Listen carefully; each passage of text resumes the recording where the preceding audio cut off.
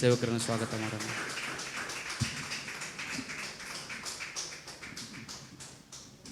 Thank you lord. ನಾನು ಹೇಳಿ ನಮ್ಮ ಕರ್ತನಾದ ಯೇಸು ಕ್ರಿಸ್ತನ ದೇವರು, ಪ್ರಭಾವ ಸ್ವರೂಪನಾದ ತಂದೆಯೂ ಆಗಿರುವಾತನು ತನ್ನ ವಿಷಯವಾದ ತಿಳುವಳಿಕೆಯನ್ನು ಕೊಟ್ಟು ಇದುವರೆಗೂ ಗುಪ್ತವಾಗಿರುವ ಸತ್ಯಾರ್ಥಗಳನ್ನು ನಾನು ತಿಳಿದುಕೊಳ್ಳಲು ನನ್ನ ಮನೋನೇತ್ರಗಳನ್ನು ಬೆಳಗಿಸಿದಕ್ಕಾಗಿ ನಿಮಗೆ ಸ್ತೋತ್ರ. ನಿಮ್ಮ ವಾಕ್ಯಗಳನ್ನು ನಂಬುತ್ತೇನೆ. ನಿಮ್ಮ ವಾಕ್ಯಗಳಲ್ಲಿ ಜೀವ ಉಂಟು, ಆರೋಗ್ಯ ಉಂಟು, ಐಶ್ವರ್ಯ ಉಂಟು, ಸಮಾಧಾನ ಉಂಟು, ಬಿಡುಗಡೆ ಉಂಟು. ದೂತನೋ ಎಂಬಂತೆ ನಿಮ್ಮ ವಾಕ್ಯಗಳನ್ನು ಕಳುಹಿಸಿ ನನ್ನನ್ನು ಗುಣಪಡಿಸಿದಕ್ಕಾಗಿ ನಿಮಗೆ ಸ್ತೋತ್ರ. ಯೇಸುವಿನ ನಾಮದಲ್ಲಿ ಆಮೇನ್. ನಾವೆಲ್ಲ ಕುಳಿತುಕೊಳ್ಳೋಣ. ನಿಜಕ್ಕೂ ಕಳೆದ ವಾರದಲ್ಲಿ ಆರಾಧನೆಗೆ ಬಂದ ಮಳೆಯಲ್ಲೂ ಕೂಡ, ಯಾಕಂದರೆ ಅಷ್ಟೊಂದು ಮಳೆಯಲ್ಲೂ ಕೂಡ ಕಳೆದ ವಾರದಲ್ಲಿ ಬಂದ ನಿಮ್ಮೆಲ್ಲರಿಗೂ ನಿಶ್ಚಯವಾಗಿಯೂ ಧನ್ಯವಾದ. ನಿಶ್ಚಯವಾಗಿ ಅದರ ಆಶೀರ್ವಾದನ ಹೊಂದ್ಕೊಳ್ತೀರ. ಈಗ ಮನೆಯಲ್ಲೇ ಕೂತ್ಕೊಂಡು ಕೇಳೋರು ಇದ್ದಾರೆ. ಆದರೆ ಆ ಇಕ್ಕಟ್ಟುಗಳಲ್ಲಿಯೂ ಆ ಹೋರಾಟಗಳಲ್ಲಿಯೂ ದಾಹದೊಂದಿಗೆ ಬರುವಾಗಲೇ, ನೀವು ಬರುತ್ತಿರುವಾಗಲೇ ದೇವರು ನಿಮಗೆ ಅದಕ್ಕೆ ತಕ್ಕ ಮಾರ್ಗಗಳನ್ನ ದೇವರು ತೆರೀತಾರೆ. ಅಂತಂದರೆ ಇಕ್ಕಡಲ್ಲಿ ಓಡಿ ಬನ್ನಿ ಅಂತ ನಾನು ಹೇಳ್ತಾ ಇಲ್ಲ, ದೇವರು ನಿಮ್ಮ ಹೃದಯ ನೋಡ್ತಾರೆ. ಅದಕ್ಕೆ ಪ್ರತಿಯೊಬ್ಬ ಯಾವ ವ್ಯಕ್ತಿ ಆದ್ರೂ ಅವನು ನಿಜವಾಗಿಯೂ ಅವನ ಆತ್ಮ ಯಾವುದೇ ಒಂದು ವಿಷಯಕ್ಕಾಗಿ ಅವನು ಹಂಬಲಿಸುವುದೇ ಆದರೆ ಸಂದೇಶ ಜಗತ್ತಲ್ಲಿ ಎಲ್ಲೇ ಇರಲಿ, ಯಾಕಂದರೆ ದೇವ್ರ ವಾಕ್ಯ ಹೇಳುತ್ತೆ, ಬೆಳಕು ಏನು ಮಾಡೋಕ್ಕಾಗಲ್ಲಂತೆ, ಅದನ್ನು ಹಾಸಿಗೆ ಕಡೆ ಇಡೋಕ್ಕಾಗಲ್ಲ, ಅದು ಆಚೆ ಬಂದೇ ಬರಬೇಕು. ಅಂತಂದರೆ ಆ ಸತ್ಯದ ಬೆಳಕು ನಿಮ್ಮನ್ನು ಸಂಧಿಸುತ್ತೆ. ಆದ್ದರಿಂದ ಇವತ್ತು ಹೇಳುವ ಈ ಸಂದೇಶಗಳೆಲ್ಲ ಯಾರೋ ಒಬ್ಬರಿಗೆ ಅದು ಬೇಕೇ ಬೇಕಾಗುತ್ತೆ. ಅದು ಇವತ್ತಿಲ್ಲ ಅಂದರೂ ಅದು ಎಷ್ಟು ವರ್ಷಗಳಾದರೂ ಕೂಡ, ಯಾಕಂದರೆ ಇದು ಜೀವವುಳ್ಳ ವಾಕ್ಯದ ಸತ್ಯಗಳು, ಅದು ಕೆಲಸ ಮಾಡೇ ಮಾಡುತ್ತೆ.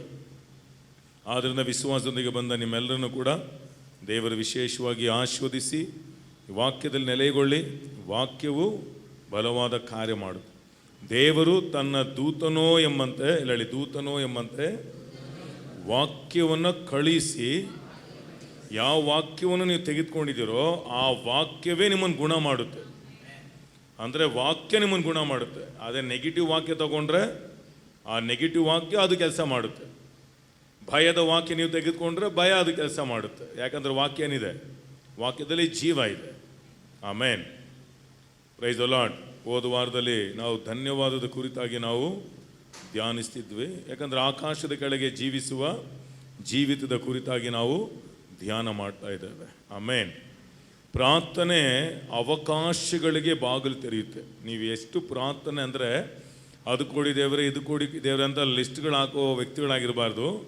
ಪ್ರಾರ್ಥನೆ ಅಂತಂದರೆ ದೇವರೊಂದಿಗೆ ಸಮಯ ಕಳೆಯುವ ಒಬ್ಬ ವ್ಯಕ್ತಿಯಾಗಿ ನೀವು ಇರುವುದೇ ಆದರೆ, ಈ ಜಗತ್ತಲ್ಲಿ ಅವಕಾಶಗಳೇ ಇಲ್ಲದೆ ಹೋದರೂ ಕೂಡ ನಿಮಗೋಸ್ಕರ ದೇವರು ಅವಕಾಶ ತರ್ತಾರೆ. ಅದಕ್ಕೆ ಪ್ರೇಯರ್ ಓಪನ್ಸ್ ದಿ ಆಪರ್ಚುನಿಟೀಸ್ ಅಂತ. Prayer opens the doors. ಪ್ರಾರ್ಥನೆ ಬಾಗಿಲುಗಳನ್ನ ತೆರೆಯುತ್ತೆ. ಕೊಡೋದು ಆಕಾಶವನ್ನು ತೆರೆಯುತ್ತೆ. ಅಂತಂದರೆ ನಿಮ್ಗೆ ಇಕ್ಕಟ್ಟಾದ ಪರಿಸ್ಥಿತಿಗಳಲ್ಲಿ ನಿಮ್ಗೇನು ಮಾಡಬೇಕು ಐಡಿಯಾ ಗೊತ್ತಿಲ್ಲ, ಕೊಡಿರಿ. ಆಗ ನಿಮಗೆ ಸಮಯ, ಹಣ, ನಿಮ್ಮ ಬಲ, ನಿಮ್ಮ ಸಾಮರ್ಥ್ಯವನ್ನು ನೀವು ದೇವರಿಗೆ ಕೊಡುವಾಗ ಏನಾಗುತ್ತೆ, ಐಡಿಯಾಗಳನ್ನ ದೇವ್ರು ಕೊಡ್ತಾರೆ. ಆಮೇನ್. ಮೂರನೇದು ಸ್ತುತಿ, ಆರಾಧನೆ ಏನು ಮಾಡುತ್ತೆ ಗೊತ್ತಾ, ಅದು ದೇವರ ಹೃದಯವನ್ನು ತೆರೆಯುತ್ತೆ ನಿಮಗೋಸ್ಕರ. ಆಮೇನ್. ನಾವು ದೇವರ ವಾಕ್ಯಕ್ಕೆ ಹೋಗೋಣ. ಕೀರ್ತನೆಗಳು 156ನೇ ವಾಕ್ಯ.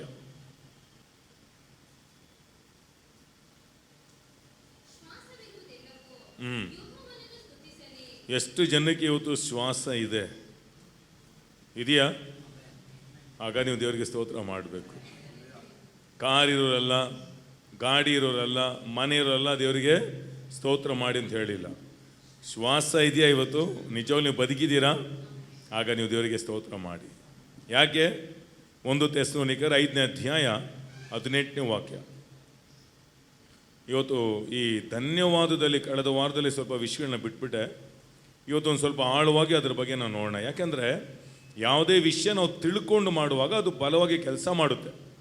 ಸುಮ್ಮನೆ ಆಮೇಲೆ ಎಲ್ಲರೂ ಮಾಡ್ತಾರಂತ ನೀವು ಮಾಡುವಾಗ ಅದು ಅಷ್ಟು ಪವರ್ ಆಗಿರಲ್ಲ.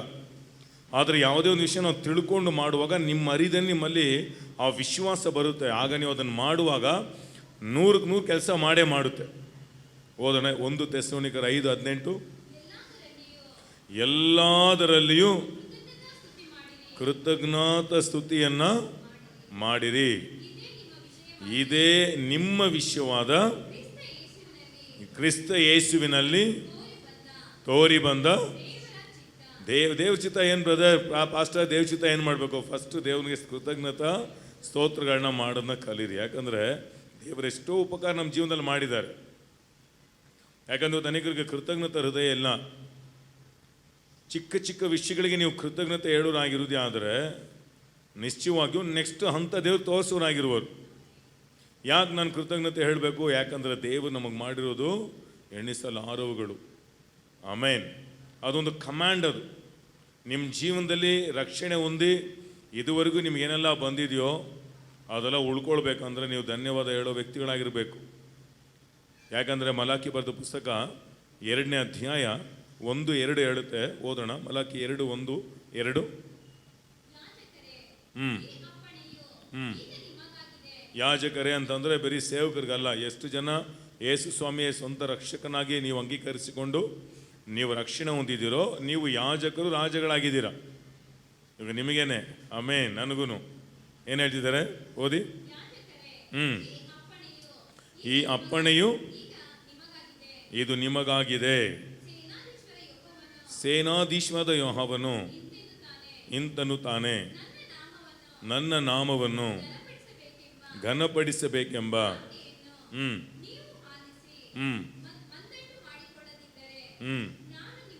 ನಾನು ನಿಮಗೆ ಶಾಪವನ್ನು ನಿಮಗೆ ಆಶೀರ್ವಾದವಾಗಿ ಏನೆಲ್ಲ ದಯಪಾಲಿಸಿದನೋ ಇದೆಲ್ಲ ಲಾಸ್. ದೇವ್ರು ಶಪಿಸೋದಲ್ಲ ಅಂದರೆ ಕೃತಜ್ಞತೆ ಹೃದಯ ಇಲ್ಲ ಅಂತಂದರೆ ಅದರ ವ್ಯಾಲ್ಯೂಗಳು ಅನೇಕರಿಗೆ ಗೊತ್ತಾಗಲ್ಲ. ಅಂತಂದರೆ ಇರೋದು ಕೂಡ ನಿಮ್ಗೇನಾಗಲ್ಲ, ಸ್ವಲ್ಪ ದಿನದಲ್ಲಿ ಕಳ್ಕೊಂಡ್ಬಿಡ್ತೀರ. ಕಾರಣ ಅಂತಂದರೆ ಅದರ ಶ್ರೇಷ್ಠತೆ ನಾವು ತಿಳ್ಕೊಳ್ಬೇಕು.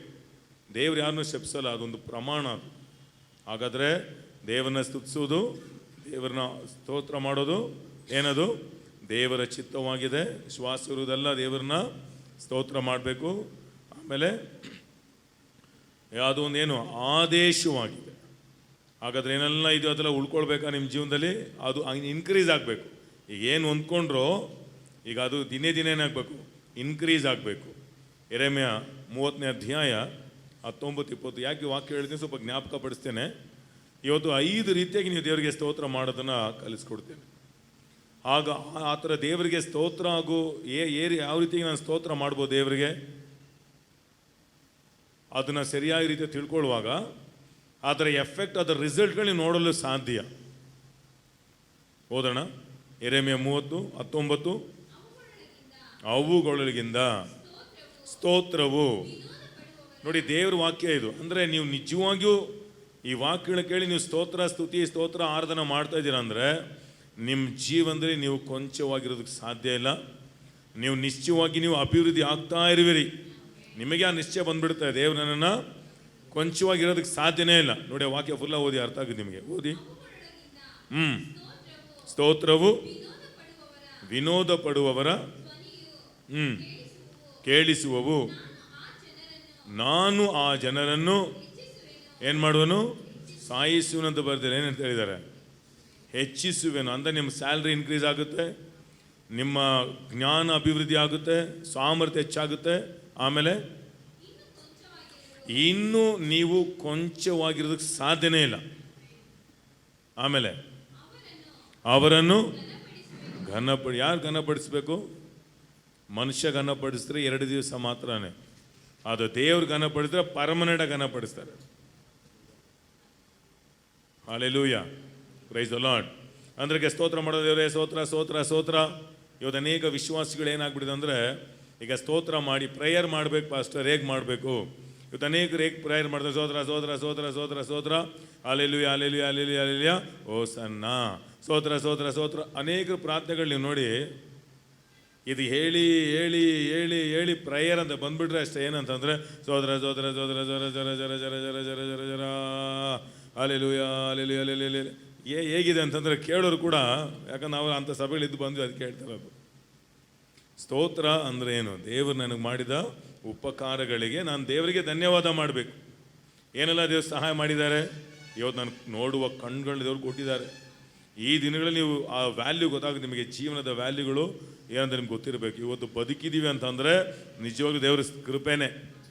ಬೆಳಗ್ಗೆದ್ದು ನೀವು ಉಸಿರಾಡ್ತಾ ಇದ್ದೀರಾ ಅಂತಂದರೆ ದೇವರೇ ಸ್ತೋತ್ರ ಸ್ವಾಮಿ ಅಂತ. ಅದನ್ನು ನಾವೇನು ಮಾಡಬೇಕು ನಾವು, ಯಾಕಂದರೆ ಅನೇಕರ ಸ್ತೋತ್ರ ಇರಿಟೇಟ್ ಆಗುತ್ತೆ ನೋಡಿ. ಮ್ಯಾಕ್ಸ್ ಲೆಕೋಡೋ ಅಂಥೇಳಿ ಒಂದು ಒಳ್ಳೆ ಟೀಚರು ಮತ್ತು ಒಂದು ಒಳ್ಳೆ ಪಾಸ್ಟರ್ ಅವ್ರು ಅನೇಕ ಪುಸ್ತಕ ಬರೆದಿದ್ದಾರೆ. ಅವ್ರು ಹೇಳ್ತಾರೆ ಅವ್ರ ಅನುಭವದಲ್ಲಿ ಅವರೊಂದು ಕಾಫೆ ಶಾಪ್ಗೆ ಹೋಗಿದ್ರಂತೆ. ಆವಾಗ ಒಬ್ಬ ಚಿಕ್ಕ ಒಂದು ಹುಡುಗ, ಅವನು ಭಿಕ್ಷುಕ, ಅವನು ಅಂದರೆ ಬೇರೆ ಕಲರ್ ಬೇರೆ ಆಗಿದೆ ಅವನ ಹಿಂದೆ ಬಂದು ಏನು ಮಾಡ್ದ, ತಟ್ಬಿಟ್ಟು ಸರ್ ಅದು ತಿನ್ನಕೊಡಿ ಅಂತ ಕೇಳ್ದೆ ಇಂಗ್ಲೀಷಲ್ಲಿ. ಅವ್ರೇನು ಮಾಡಿದ್ರು, ಕರುಣೆಯಿಂದ ಅಲ್ಲೊಂದು ಪೇಸ್ಟ್ರಿ ಇತ್ತು, ಆ ಪೇಸ್ಟ್ರಿ ತೆಗೆದು ಅವ್ರು ಕೊಟ್ಬಿಟ್ಟು ಟೀಗೆ ಏನು ಮಾಡಬೇಕು, ಬೇರೆ ಲೈನ್ಗೆ ಹೋಗಬೇಕು. ಅವಾಗ ಅವ್ರ ಪಕ್ಕದಲ್ಲಿ ಹೋದಾಗ ಆ ಹುಡುಗ ಮತ್ತೆ ಅವ್ರನ್ನ ಬಂದು ಹಿಂದೆ ತಟ್ಬಿಟ್ಟು ಆತನ ಕಣ್ಣಲ್ಲಿ ನೀರು ಬಂದು ಹೇಳ್ದ, ಥ್ಯಾಂಕ್ ಯು ಸೋ ಮಚ್ ಅಂದಂತೆ. ಅವ್ರು ಹೇಳ್ತಾರೆ, ನನಗೆ ಹೆಂಗಿತ್ತಂದ್ರೆ ಆ ವಾಕ್ಯ ಕೇಳುವಾಗ ಈ ಅಂಗಡಿನೇ ತೆಗೆದು ಅವ್ನಿಗೆ ಬರ್ಕೊಬಿಡ್ಬೇಕು ಅನಿಸ್ಬಿಡ್ತು. ಯಾಕಂದರೆ ಅದು ಗ್ರಹಿಸ್ಕೊಳ್ಳೋದು ಅದು ಬಹಳ ಶ್ರೇಷ್ಠ. ಸುಮ್ಮನೆ ದೇವರೇ ಸ್ತೋತ್ರ ರಾಜ ಹಾಲೆಲೂಯ ನೀವು ಮಾಡಿದ ಎಲ್ಲ ಉಪಕಾರಕ್ಕಾಗಿ ಸ್ತೋತ್ರ ಅದಲ್ಲ, ಎಲ್ಲಲ್ಲಿ ಗ್ರಹಿಸಿಕೊಳ್ಳಬೇಕು. ಹೋದ ವಾರ ಹೇಳಿದೆ, ಲೂಕನ ಬರೆದ ಸುವಾರ್ತೆ 17:13 ಒಂದು ಸ್ಟೋರಿ ಏನಂತಂದರೆ, 10 ಕುಷ್ಠರೋಗದಲ್ಲಿ ಒಬ್ಬ ಏನು ಮಾಡ್ದ, ವಾಪಸ್ ಬಂದು ಏನು ಮಾಡ್ದ, ದೇವರಿಗೆ ಸ್ತೋತ್ರ ಮಾಡ್ದ. ಇವಾಗ ಅದು ಓದುವಾಗ ತುಂಬ ಚೆನ್ನಾಗಿರುತ್ತೆ. ಸ್ವಲ್ಪ ಆಳವಾಗಿ ನೋಡಿದ್ರೆ ಅವನು ಫಸ್ಟು ಗ್ರಹಿಸಿಕೊಂಡ, ಎಲ್ಲೆಡೆ ಗ್ರಹಿಸಿಕೊಂಡ. ಯಾಕಂದರೆ ಫಸ್ಟು ನಾವು ಸ್ವಲ್ಪ ಸ್ತೋತ್ರ ಹೇಳೋಕ್ಕೆ ಮುಂಚೆ ನಾವು ಗ್ರಹಿಸ್ಕೊಳ್ಬೇಕು.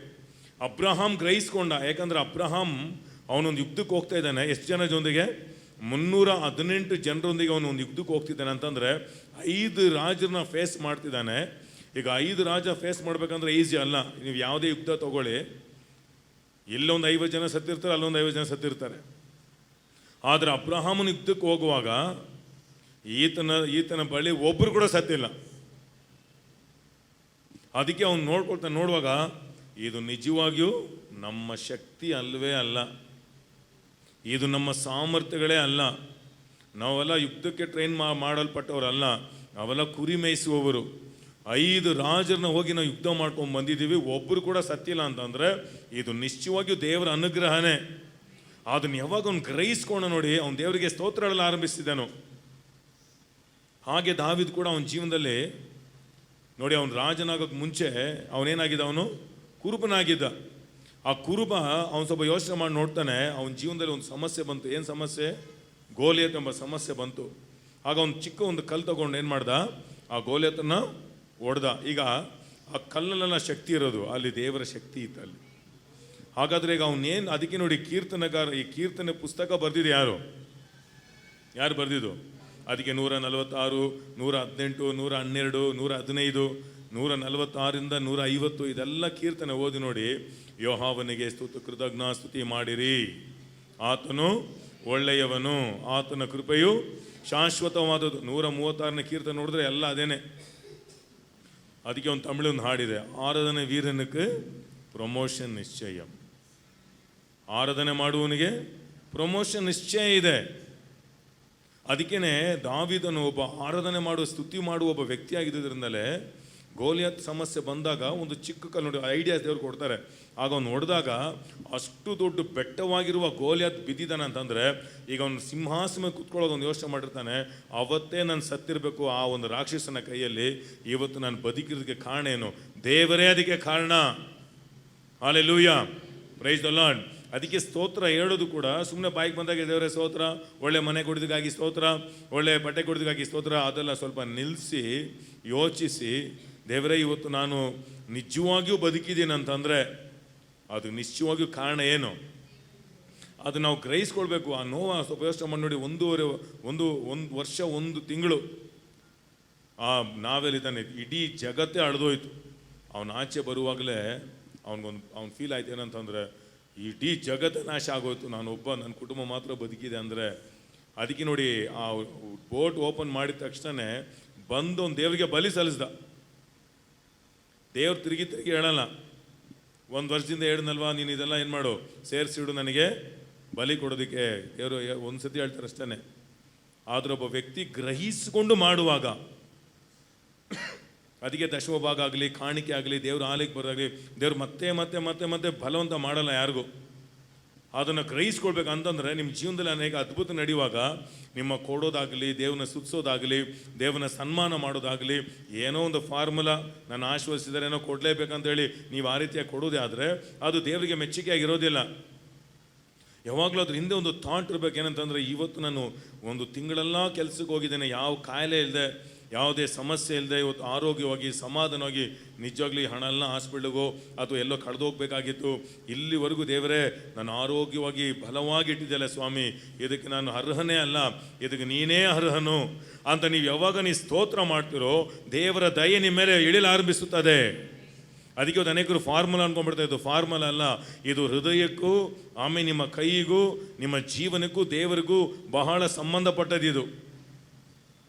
ಅದಕ್ಕೆ ದೇವರು ಬಂದು ವಾಯ್ಸ್ ಉಳ್ಳವ್ರನ್ನ ದೇವ್ರು ಆರಿಸ್ಕೊಳ್ಳಲ್ಲ. ಯಾವತ್ತು ಚೆನ್ನಾಗಿ ತಿಳ್ಕೊಳ್ಳಿ, ಯಾವಾಗಲೂ ದೇವರು ಟ್ಯಾಲೆಂಟೆಡ್ ವ್ಯಕ್ತಿ ಆರಿಸ್ಕೊಳ್ಳೋದೇ ಇಲ್ಲ. ಆಗ ಆರಿಸ್ಕೊಂಡಿದ್ರೆ ಇವತ್ತು ಜಗತ್ತು ಯಾವತ್ತೂ ರಕ್ಷಣೆ ಹೊಂದ್ಬಿಡ್ತಿತ್ತು. ದೇವರು ಯಾವಾಗಲೂ ಲಾಯಕ್ಕಿಲ್ದನ್ನು ಆರಿಸ್ಕೊಳ್ತಾರೆ. ಅಂದರೆ ಟ್ಯಾಲೆಂಟ್ ಇಲ್ಲದ ವ್ಯಕ್ತಿನ ಆರಿಸ್ಕೊಂಡು, ದೇವ್ರು ನನಗೇನು ಟ್ಯಾಲೆಂಟ್ ಬರೋ, ದೇವ್ರನ್ನ ಆರಿಸ್ಕೊಂಡ್ಬಿಡ್ತಾರೆ. ಎಲ್ಲ ನಿಮ್ಮನ್ನು ಟ್ಯಾಲೆಂಟ್ ವ್ಯಕ್ತಿಯಾಗಿ ಮಾರ್ಪಡಿಸ್ತಾರೆ. ಬೆಳಗ್ಗೆ ಬಿಸಿ ಗೊತ್ತಿಲ್ಲ, ನಾವು SSLC ಫೇಲ್ ಬಂದರೆ ದೇವ್ರ ಸೇವೆಗೆ ಬಂದ್ಬಿಟ್ಟೆ. ಸರಿ, ಆಮೇಲೆ ನೀವು ಇನ್ನೂ ಟ್ರೈನ್ ಮಾಡಲ್ಲ ದೇವರು. ದಾವಿದೇನು ಮಾಡ್ದ? ಕಲ್ಲು ತೊಗೊಂಡೇನು ಮಾಡ್ದ?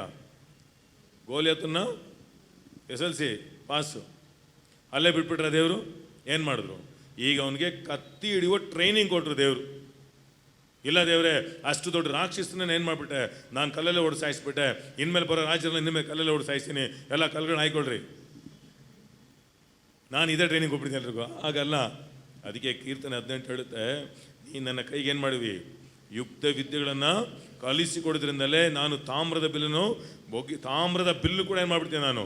ಅದಕ್ಕೆ ದೇವರ ಮಾರ್ಗದಲ್ಲಿ ದೇವರೊಳಗೆ ಬಂದ ತಕ್ಷಣ ಅನೇಕರು ಆಧ್ಯಾತ್ಮಿಕ ಸೋಮಾರಿ ಆಗ್ಬಿಡ್ತಾರೆ. ಅಂದರೆ ನಾನು ಇಷ್ಟಾಗಿ ಈ ಕೆಲಸಕ್ಕೆ ಕರೆದವ್ರೆ, ದೇವ ನನ್ನನ್ನು ಹಾಗೂ ನಿಮ್ಮನ್ನು ಕೆಲಸ ಮಾಡೋದಕ್ಕಾಗಿ ಕರೆದಿಲ್ಲ ಅಂತಂದರೆ, ಈ ಕೆಲಸಗಳಲ್ಲಿ ಏನಂತಂದರೆ ಇದು ನನ್ನ ಆತ್ಮಕ್ಕೂ ನನ್ನ ಮನೆಗೂ ಒಂದು ಖುಷಿ ತರುತ್ತೆ. ಅದಕ್ಕೆ ಆದಾಮನ್ನು ಕೂಡ ದೇವರು ಏನೋ ಕೆಲಸ ಮಾಡೋಕ್ಕಾಗಿ ದೇವರು ಸೃಷ್ಟಿ ಮಾಡಲಿಲ್ಲ, ದೇವರೊಂದಿಗೆ ಐಕ್ಯ ಇಡೋದಕ್ಕಾಗಿ ದೇವರು ಸೃಷ್ಟಿ ಮಾಡಿದ್ರು. ಹಲ್ಲೆಲೂಯಾ. ಅದಕ್ಕೆ ಕುಷ್ಠರೋಗಿ ಅವ್ನು ನೋಡಿ ಒಂದು ಯೋಚನೆ ಮಾಡಿ ನೋಡಿ, ಕುಷ್ಠರೋಗಿ ಏನು ಗ್ರಹಿಸ್ಕೊಂಡ ಗೊತ್ತಾ? ಯಾಕಂದರೆ ಹಳೆ ಒಡಂಬಡಿಕೆ ಕಾಲದಲ್ಲಿ ಯಾರಿಗಾದ್ರೂ ಕುಷ್ಠರೋಗ ಬಂದ್ಬಿಟ್ರೆ ಇಡೀ ಜಗತ್ತಲ್ಲೇ ಯಾರು ಕುಷ್ಠರೋಗ ಜಯಿಸೋಕ್ಕಾಗಲ್ಲ. ಯಾಕಂದ್ರೆ ಅದು ದೇವರ ಅವನ ಮೇಲೆ ಇಟ್ಟಂತ ಅದೊಂದು ಶಾಪ ಅದು. ಅದಕ್ಕೆ ಅವನು ಹೋಗ್ತಿರುವಾಗಲೇ, ಆಮೇಲೆ ಆ ವಾಕ್ಯ ನೋಡಿದ್ವಿ ನಾವು ಲೂಕ 17ರಲ್ಲಿ 16-17 ಅನಿಸುತ್ತೆ, ಅವನಿಗೆ ಗ್ರಹಿಕೆ ಆಯಿತು. ಆಮೇಲೆ ಯಾಕಂದ್ರೆ ಸೆನ್ಸೇಷನ್ ಇರಲ್ಲ ಈ ಕುಷ್ಠರೋಗಿಗಳಿಗೆ, ಏನಿರಲ್ಲ, ಬೆರಳು ಏನೋ ಎಲ್ಲ ಫುಲ್ಲ ಮರ್ತು ಹೋಗ್ಬಿಡುತ್ತೆ. ಅಂತಂದರೆ ಕಾಲನ್ನ ಮರ್ತು ಹೋಗ್ಬಿಡುತ್ತೆ. ಅವ್ರು ಒಂದು ವೇಳೆ ಬಾಟ್ಲ್ ಮೇಲೆ ನಡ್ಕೊಂಡು ಹೋಗ್ತಿದ್ರೆ ಬ್ಲೀಡಿಂಗ್ ಆಗ್ತಿರುತ್ತೆ, ಗೊತ್ತಾಗೋದೇ ಇಲ್ಲ. ಅವ್ರು ನೈಟ್ ಮಲ್ಲಿಗೆ ದೊಡ್ಡದಾಗ 2-3 ಬೆರಳು ಇರಲ್ಲ, ಬಿದೋಗ್ಬಿಡುತ್ತೆ. ಆದರೂ ಹೋಗುವ ದಾರಿಯಲ್ಲೇ ಅವ್ರಿಗೇನಾಯಿತು, ಸೆನ್ಸೇಷನ್ ಬರಲು ಆರಂಭಿಸಿತು. ಆವಾಗ ಅವ್ನು ಅನ್ಕೊಂಡು ಅದು ಗ್ರಹಿಸ್ಕೊಂಡ. ಅಂತಂದರೆ ಈಗ ಈ ಶಾಪದ ಈ ಕಾರ್ಯವನ್ನು ಬೀಡ ಮಾಡಬೇಕಂದ್ರೆ ಯಾವ ಒಂದು ಮಂತ್ರವಾದಿಂದನೋ ಯಾವುದೋ ಒಂದು ಅದ್ಭುತ ಮಾಡೋ ವ್ಯಕ್ತಿಗಳಿಂದ ಮಾಡೋಕ್ಕೆ ಸಾಧ್ಯನೇ ಇಲ್ಲ, ಇದು ದೇವರೇ ಮಾಡೋದಕ್ಕೆ ಸಾಧ್ಯ ಅಂಥೇಳಿ ಅವನೇನು ಮಾಡ್ದ, ಅವನು ರಿಯಲೈಸ್ ಮಾಡಿ ದೇವ್ರ ಹತ್ರ ಬಂದ. ಅವನು ಆತ ಯಾರವನು? ಸಮಾರ್ಯನು, ಅನ್ಯನು. ಅಂತಂದ್ರೆ ಅರ್ಧ ಯಹೂದ್ಯನು ಅರ್ಧ ಅನ್ಯನು. ಅದಕ್ಕೆ ಯೇಸು ಸ್ವಾಮಿ ಅವನ ಕೇಳ್ತಾರೆ, ಆಮೇಲೆ ಬೇರೆ ಯಾರು ಇಲ್ವಾ ಬಂದು ಸ್ತೋತ್ರ ಹೇಳೋದಕ್ಕೆ? ಅಂದರೆ ಯಾಕೆ ಅವನ ದೇವರನ್ನ ಮೆಚ್ಚಿದ್ರು ಗೊತ್ತಾ? ಫಸ್ಟ್ ಏನು? ಗ್ರಹಿಸಿಕೊಂಡನು. ಎಲ್ಲ ಹೇಳಿ, ಗ್ರಹಿಸಿಕೊಂಡನು. ಎರಡನೇದು ತಿರುಗಿಕೊಂಡನು. ಹೋದ ಪ್ರಯಾಣ ಏನು? ತಿರ್ಕೊಂಡ. ನೋಡಿ, ಆಗಿನ ಕಾಲದಲ್ಲಿ ಯಾಕೆ ದೇವರು ಬಂದು ಹೋಗಿ ಯಾಜಕರಿಗೆ ನಿಮ್ಮ ಮೈ ತೋರಿಸಿ ಅಂತ ಯಾಕೆ ಹೇಳಿದ್ರು ಅಂತಂದರೆ, ಈಗ ಅವರು ಊರಿಗೆ ಹೋಗ್ಬೇಕಂದ್ರೆ ಯಾಜಕರೇ ಏನು ಟೆಸ್ಟ್ ಮಾಡಿ ಹೇಳಬೇಕು. ಅದು ಲೇವಿ ಪುಸ್ತಕ 13ನೇ ಅಧ್ಯಾಯದಲ್ಲಿ ನೋಡ್ಬೋದು. ಈಗ ಸ್ವಲ್ಪ ವಾಕ್ಯ ತೆಗಿಬೇಡಿ, ಸ್ವಲ್ಪ ಹೇಳ್ತೀನಿ ಆಮೇಲೆ 5 ರೀತಿಯಾಗಿ ಹೇಗೆ ಆರಾಧನೆ ಮಾಡೋದು ಸಾಧ್ಯ ಅಂತ. ನಿಮ್ಗೆ ತಿಳಿಸ್ಕೊಡ್ತೇನೆ. ಅದು ನಿಮ್ಮ ಜೀವನದ ದೊಡ್ಡ ಆಶೀರ್ವಾದವಾಗಿರುತ್ತೆ. ಆಗ ಅಲ್ಲಿ ಚೆಕ್ ಮಾಡಬೇಕು ಅಂತಂದರೆ ಸುಮ್ಮನೆ ಸುಖ ಆಗ್ಬಿಟ್ಟೆ ಅಂತೇಳಿ ಸಿಟಿಗೆ ಹೋಗ್ಬಿಟ್ರೆ ಕಲ್ಲೋಡು ಸಾಯಿಸ್ಬಿಡ್ತಾರೆ. ಅದಕ್ಕೆ ಒಂದು ಸರ್ಟಿಫಿಕೇಟ್ ಒಂದಿಗೆ ಹೋಗಬೇಕು ಅಂತಂದರೆ ಯಾಜಕರು ಅವ್ನಿಗೆ ಏನು ಮಾಡಬೇಕು, ಅವನಿಗೆ ನೀನು ಓಕೆ ಇವಾಗ ನೀನು ರೆಡಿ ಆಗಿದೆಯಾ, ನೀನು ಊರೊಳಗೆ ಹೋಗಬೇಕು. ಅದಕ್ಕೆ ಆ 9 ಜನ ಏನು ಮಾಡಿದ್ರು, ಈಗ ಎಲ್ಲಿ ಹೋಗ್ತಿದ್ದಾರೆ, ಈಗ ಗ್ರಹಿಸ್ಕೊಂಡ್ರು. ಆದರೂ ಎಲ್ಲಿ ಹೋದ್ರು ಅವರು, ಎಲ್ಲಿ ಹೋಗ್ತಿದ್ದಾರೆ, ಯಾಜಕರ ಹತ್ರ ಹೋದರು. ಯಾಜಕರ ಹತ್ರ ಹೋಗಿ ಏನು ಮಾಡಿದ್ರು, ತಮ್ಮ ಮೈಯನ್ನು ತೋರಿಸ್ಕೊಂಡ್ರು. ಆಗ ಚೆಕ್ ಮಾಡಿ ನೋಡುವಾಗ ಅವ್ರೇನು ಮಾಡಿದ್ರು, ಅವರು ಪರ್ಫೆಕ್ಟ್ಲಿ ಏನಾಗಿದ್ದಾರೆ, ಗುಣವಾಗಿದ್ದಾರೆ ಅಂತ ಹೇಳಿ ಅವ್ರು ಯಾವ ಕಡೆ ತಿರ್ಕೊಂಡ್ರು, ಅವರು ಹಳೆಯ ಪಾರಂಪರೆಗಳಿಗೆ ತಿರ್ಕೊಂಡ್ರು. ಅಂದರೆ ದೇವಾಲಯ ಕಡೆ ತಿರ್ಕೊಂಡ್ರು. ಈತನೋ ಪಾರಂಪರೆ ಕಡೆ ತಿರ್ಕೊಂಡಿಲ್ಲ, ದೇವರ ಕಡೆ ತಿರ್ಕೊಂಡ. ಅದಕ್ಕೆ ಅಲ್ಲೊಂದು ನಿಯಮ ಇದೆ, ಏನಂತಂದರೆ ಕುಷ್ಠರೋಗ ಗುಣ ಆಯಿತು ಅಂದರೆ ಅವ್ರು ಬಲಿ ಇಡಬೇಕು, ಅಂದರೆ ಥ್ಯಾಂಕ್ಸ್ ಗಿವಿಂಗ್ ಮಾಡಬೇಕು, ಅಂತಂದರೆ ಅದಕ್ಕೆ ಪರಿಹಾರ ಕೊಡಬೇಕು. ಅದಕ್ಕೆ ಪರಿಹಾರ ಏನು ಮಾಡಿದ್ರು ಅಂತಂದರೆ ಒಂದು ಕುರಿನೋ ಒಂದು ಯಾವುದೊಂದು ಬಲಿ ಇಟ್ಬಿಟ್ಟು ಏನು ಮಾಡಬೇಕು, ಇವಾಗ ಅವ್ರಿಗೆ ಆಪ್ಷನ್ ಏನು, ಈಗ ದೇವಾಲಯಕ್ಕೆ ಹೋಗ್ಬೋದು, ಅವರು ಈಗ ಸಿಟಿಗೆ ಹೋಗ್ಬೋದು, ಅವರ ವಂಶಕ್ಕೆ ಹೋಗ್ಬೋದು, ಅವ್ರ ಮನೆಗೆ ಹೋಗ್ಬೋದು, ಯಾವ ಫಂಕ್ಷನ್ಗೆ ಹೋಗ್ಬೋದು. ಈಗ ಅವ್ರು ಏನು ಕೊಟ್ಟರು, ಈಗ ಅವರು ಕುರಿಯನ್ನು ಅಥವಾ ಯಾವುದೋ ಒಂದು ಬಲಿಗಳನ್ನ ಕೊಟ್ಟು ಏನು ಮಾಡಿದ್ರು, ತಮ್ಮ ತಮ್ಮ ಊರುಗಳಿಗೆ ತಿರ್ಕೊಂಡ್ರು. ಆದರೆ ಈತನು ತನ್ನನ್ನೇ ಕೊಟ್ಟ. ಎಲ್ಲ ಹೇಳಿ, ತನ್ನನ್ನೇ ಕೊಟ್ಟ. ಅದಕ್ಕೆ ಇವತ್ತು ಅನೇಕರು ಸಭೆಗೆ ಬರ್ತಾರೆ, ಪಾಸ್ಟರ್ ನಮಗೆ ಕೆಲಸ ಇಲ್ಲ, ನಮಗೆ ಕಾಯಿಲೆಗಳಿದೆ, ಹೇಗಾದ್ರೂ ಇದು ಬೀಡಾಗಲಿ, ನಮ್ಮ ದೇವರು ಕರುಣಾಮಯನು. ಯಾಕಂದರೆ 10 ಜನ ಬರುವಾಗ ಈ 10 ಜನರು ಕೂಡ ಅದ್ರಲ್ಲಿ 9 ಜನ ತಿರುಗಿ ಬರೋ ದೇವ್ರು ಗೊತ್ತಿಲ್ವಾ? ಯಾಕಂದ್ರೆ ಅವರ ಬಳಿಗೆ ಬರೋ ದೇವ್ರು ತಳ್ಳಿ ಬಿಡುವುದೇ ಇಲ್ಲ. ಆದ್ದರಿಂದ ಯಾರೇ ಬಂದು ಅವ್ರಿಗೆ ಗೊತ್ತು ನೀವು ತಿರುಗಿ ಬರಲ್ಲ ಅಂತ ದೇವ್ರಿಗೆ ಗೊತ್ತಿದ್ರು ಕೂಡ ಬಂದ್ಬಿಟ್ರಲ್ಲ ಅಂತ ದೇವ್ರು ಕರುಣಾಮಯನು, ಸಹಾಯ ಮಾಡೇ ಮಾಡುವನು. ಆದರೆ ಕೃತಜ್ಞತೆಗೆ ಅದಕ್ಕೆ ಅನೇಕರು ನೋಡಿ, ಅನೇಕರು ಕಾಯಿಲೆ ಕ್ಯಾನ್ಸರ್ ಗುಣ ಆಗಿರುತ್ತೆ, ಅನೇಕರಿಗೆ ಕೆಲಸ ಸಿಕ್ಕಿರುತ್ತೆ. ಅವ್ರೇನು ಮಾಡ್ತಾರೆ, ಎಷ್ಟು ಕೊಡಬೇಕು ನಿಮ್ಮ ಆಲಯಕ್ಕೆ, ಕಾಣಿಕೆನೋ ಏನೊಂದು ಚೆಕ್ಕೋ ಏನೊಂದು ಕೊಟ್ಬಿಟ್ಟು ಅಷ್ಟೇ, ಅದನ್ನು ಕೊಟ್ಬಿಟ್ರು ಅವ್ರು ಹೊರಟೋದು. ಆದರೆ ಈ ವ್ಯಕ್ತಿ ಏನು ಮಾಡಿದ ಗೊತ್ತಾ, ತನ್ನನ್ನೇ ಕೊಟ್ಟ. ಅದಕ್ಕೆ 19ನೇ ವಾಕ್ಯ 17-19 ನೋಡಿ, ಯೇಸು ಇದನ್ನು ನೋಡಿ ನೋಡಿ, ಶುದ್ಧ ಆಗೋದು ಬೇರೆ, ಗುಣ ಆಗೋದು ಬೇರೆ. ನಾನು ಸ್ವಲ್ಪ ಕಲ್ಪನೆ ಮಾಡಿದೆ, ಅಂದರೆ ಅನೇಕರಿಗೆ ಬೆರಳು ಬೆಳೆದಿರಲ್ಲ, ಗುಣ ಆಗಿರ್ತಾರೆ. ಇವನು ಬೆಳೆದಿರ್ತಾರೆ. ಯು ವಾಸ್ ವೆಲ್ ಅಂತ ಇದೆ ಇಂಗ್ಲೀಷಲ್ಲಿ. ಆಮೇನ್ ಅಂದರೆ ಈಗ ಹೇಳ್ತೀನಿ ನೋಡಿ, ಹೇಗೆ ಹೇಳುತ್ತೆ ಅಂತಂದ್ರೆ, ಗ್ರೀಕಲ್ಲಿ ಹೇಗೆ ಹೇಳುತ್ತೆ ಅಂತಂದರೆ, ಅವನು ಬರೀ ಸೌಖ್ಯ ಮಾತ್ರ ಹೊಂದ್ಕೊಂಡಿಲ್ಲ, ರಕ್ಷಣೆನೂ ಹೊಂದ್ಕೊಂಡ. ಅನೇಕರು ಕೆಲಸಕ್ಕೆ ಕಾಯಿಲೆಗಳಿಗೆಲ್ಲ ಬರ್ತಾರೆ, ಒಳ್ಳೇದೇ, ಸುಖ ಆಗ್ಬಿಡ್ತಾ ಅಲ್ಲಿಗೆ ಹೋಗ್ಬಿಡ್ಬಾರ್ದು. ನೆಕ್ಸ್ಟ್ ಇನ್ನೊಂದು ಹೆಜ್ಜೆ ಇದೆ, ರಕ್ಷಣೆ. ಯೇಸು ಕ್ರಿಸ್ತನಲ್ಲದೆ ರಕ್ಷಕನು, ರಕ್ಷಣೆ ಬೇರೆ ಮಾರ್ಗದಲ್ಲಿ ಇಲ್ಲ. ಅದಕ್ಕೆ ಯೇಸು ಕ್ರಿಸ್ತನೇನು, ರಕ್ಷಣೆಗೆ ಮಾರ್ಗ. ಅದಕ್ಕೆ ಈ ಅನ್ಯನ ದೇವಾಲಯಗಳಿಗೆ ಸೇರಿಸಲ್ಲ, ಅಂದರೆ ಅವನಿಗೊಂದು ಅದಕ್ಕೆ ಔಟರ್ ಕೋಟ್ ಅಂತ ಇರುತ್ತೆ. ಈ ಅನ್ಯರೆಲ್ಲ ಆಚೆ ಮಾತ್ರ ಎತ್ಕೊಳ್ಬೇಕು, ಅದು ಯಹೂದ್ಯರಾದ್ರೂ ಯಾರಾದ್ರೂ. ಬರೀ ಯಾಜಕರು ಮಾತ್ರನೇ ಪರಿಶುದ್ಧ ಸ್ಥಳಕ್ಕೆ ಹೋಗೋದಕ್ಕೆ ಸಾಧ್ಯ. ಮಹಾಯಾಜಕರು ಮಾತ್ರನೇ ವರ್ಷಕ್ಕೊಂದ್ಸತಿ ಒಳಗೆ ಹೋಗೋದಕ್ಕೆ ಸಾಧ್ಯ. ಈಗ ಅವ್ರು ಏನೇ ಹೋಗಿ ದೇವರಿಗೆ ಧನ್ಯವಾದ ಮಾಡಿದ್ರು ಕೂಡ ದೇವಾಲಯ ಆಚೆ ನಿಂತ್ಕೊಂಡು ಧನ್ಯವಾದ ಮಾಡಬೇಕು. ಈತ ಗ್ರಹಿಸ್ಕೊಂಡ, ನಾನು ದೇವಾಲಯದಲ್ಲಿ ಆಚೆ ನಿಂತ್ಕೊಂಡು ದೇವರಿಗೆ ಸ್ತೋತ್ರ ಮಾಡೋದಕ್ಕಿಂತ ಈ ಕಾಯಿಲೆನ ಗುಣ ಮಾಡೋದಕ್ಕೆ ಯಾರನ್ನ ಮಾತ್ರ ಸಾಧ್ಯ, ಇದು ದೇವರೇ ಅಂಥೇಳಿ ಸುಮ್ಮನೆ ದೇವಾಲಯ ಹತ್ರ ಹೋಗೋದಕ್ಕಿಂತ ದೇವಾಲಯವಾಗಿರುವ ಯೇಸು ಹತ್ರನೇ ಬಂದ್ಬಿಟ್ಟ ಅವನು. ಅದು ಅವನ ಶಾರೀರ ಮಾತ್ರ ಗುಣಪಡಿಸಲಿಲ್ಲ, ಏನು ಮಾಡ್ತು, ಅವನನ್ನು ಅವನ ಆತ್ಮವನ್ನು ಕೂಡ ರಕ್ಷಣೆ ಮಾಡ್ತು. ಅದಕ್ಕೆ ಇವತ್ತು ಅನೇಕರು ಸಭೆಗಳಿಗೆ ಕಾಣಿಕೆ, ಪಾಸ್ಗಳಿಗೆ ಕಾಣಿಕೆ, ಅವ್ರ ಮನೆ ಕರ್ಸಿ ಊಟ ಆಗ್ತಾರೆ, ರಕ್ಷಣೆ ಬರೋದೇ ಇಲ್ಲ. ಅದು ನಿಶ್ಚಯವಾಗಿ ನಾನು ಹಾಗೂ ನೀವು ಧನ್ಯರು. ಎಲ್ಲರೂ ಯೇಸು ಸ್ವಾಮಿಗೋಸ್ಕರ ಯಾರು ಒಳಗೆ ಬರಲಿಲ್ಲ, ಎಲ್ಲರೂ ಕಾಯಿಲೆಗೋಸ್ಕರ ಕಷ್ಟಕ್ಕೋಸ್ಕರ ಎಲ್ಲ ಒಳಗೆ ಬಂದ್ರಿ. ಆದರೆ ನಿಶ್ಚಯವಾಗಿ ನೀವೆಲ್ಲ ಧನ್ಯರು. ಯಾಕೆ ಗೊತ್ತಾ, ಇದನ್ನು ಮಾತ್ರ ಹೊಂದ್ಕೊಂಡಿಲ್ಲ, ಶ್ರೇಷ್ಠವಾದ ರಕ್ಷಣೆ ಕೂಡ ಹೊಂದ್ಕೊಂಡ್ಬಿಟ್ಟಿದ್ದೀರ. ಹಲ್ಲೆಲೂಯಾ. ಅದು ನಿಮ್ಮಿಂದ ಅಪಹರಿಸೋದಕ್ಕೆ ಸಾಧ್ಯನೇ ಇಲ್ಲ, ಅದು ಶ್ರೇಷ್ಠವಾದದ್ದು. ಆಮೇನ್, ಪ್ರೈಸ್ ದಿ ಲಾರ್ಡ್. ಈಗ ಕೀರ್ತನೆ 47 ವಾಕ್ಯನ ಓದೋಣ.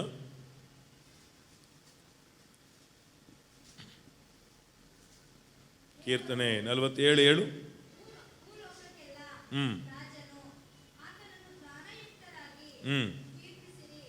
ಆತನನ್ನು ಜ್ಞಾನಯುಕ್ತರಾಗಿ ಕೀರ್ತಿಸಿರಿ. ಇಂಗ್ಲಿಷಲ್ಲಿ ಸಿಂಗ್ ಹಿ ಪ್ರೈಸಸ್ ವಿತ್ ಅಂಡರ್ಸ್ಟ್ಯಾಂಡಿಂಗ್. ತಿಳುವಳಿಕೆಯಿಂದ ನೀವು ಆತನ ಸ್ತುತಿಸಿರಿ, ತಿಳುವಳಿಕೆಯಿಂದ ಆತನನ್ನು ಘನಪಡಿಸಿರಿ. ಯಾವುದೇ ವಿಷಯನೂ ತಿಳ್ಕೊಂಡು ನಾವು ಮಾಡುವಾಗ ಅದು ನಿಮ್ಮದು ಎಫೆಕ್ಟ್ ಆಗಿರುತ್ತೆ. ಸುಮ್ಮನೆ ಎಲ್ಲರೂ ಆ ಸೋದರ ಅಂತ ನಾನು ಸೋದರ ಮಾಡ್ತೀನಿ, ಸುಮ್ಮನೆ ಎಲ್ಲರೂ ಚರ್ಚ್ಗೆ ಹೋಗ್ತಾ ನಾನು ಚರ್ಚ್ಗೆ ಹೋಗ್ತೀನಿ, ಅದು ತಿಳ್ಕೊಳ್ಬೇಕು. ಏನಕ್ಕೆ ನಾವು ಏನಕ್ಕೆ ಬರಬೇಕು, ಹಾಗಾದ್ರೆ ಅದ್ರ ಆಶೀರ್ವಾದ ಏನು, ಸಭೆಗೆ ಬರೋದ್ರಿಂದ ಆಶೀರ್ವಾದ ಏನು, ಹೊಸದಾಗಿ ಹುಟ್ಟೋದ್ರಿಂದ ಅದರ ಆಶೀರ್ವಾದ ಏನು, ಅದು ಏನಕ್ಕೆ ನಾವು ಮಾಡ್ಬೋದು ತಿಳುವಳಿಕೆ ಏನು ಅದಕ್ಕೆ ಮಾಡಿದ್ರು, ಸತ್ಯವನ್ನು ತಿಳಿದುಕೊಡಿ. ಅಂದರೆ ಸತ್ಯವನ್ನು ಓದಿರಿ. ಎಲ್ಲರಿಗೂ ಓದಿರಿ, ತಿಳ್ಕೊಳ್ಳೋರ್ಗೂ ಓದಿರಿ. ನೀವು ತಿಳ್ಕೊಂಬಿಟ್ರೆ ನೀವು ಬೇಡ ಆಗ್ಬಿಡ್ತೀರ. ಯಾವುದನ್ನು ಬೇಡ ಆಗ್ತೀರಾ? ಸುಳ್ಳುಗಳಿಂದ ಬೇಡ ಆಗ್ತೀರಾ, ಕಾಯಿಲೆಗಳಿಂದ ಬೇಡ ಆಗ್ತೀರಾ. ಹಾಗಾದ್ರೆ ಅದು 5 ರೀತಿಯಾದ ನಾನು 5 ರೀತಿಯಾಗಿ ದೇವರಿಗೆ ನಾನು ಸ್ತೋತ್ರಗಳನ್ನ ಮಾಡ್ಬೋದು. ಹೇಗೆ ಬರೀ ಸ್ತೋತ್ರ ದೇವರೇ ಅಂತಲ್ಲ. ಅದಕ್ಕೆ ಅನೇಕರು ಸ್ತೋತ್ರ ಬೇರೆ ಬಾಯಲ್ಲಿ ನಿಲ್ಲಿಸ್ಬಿಟ್ರು.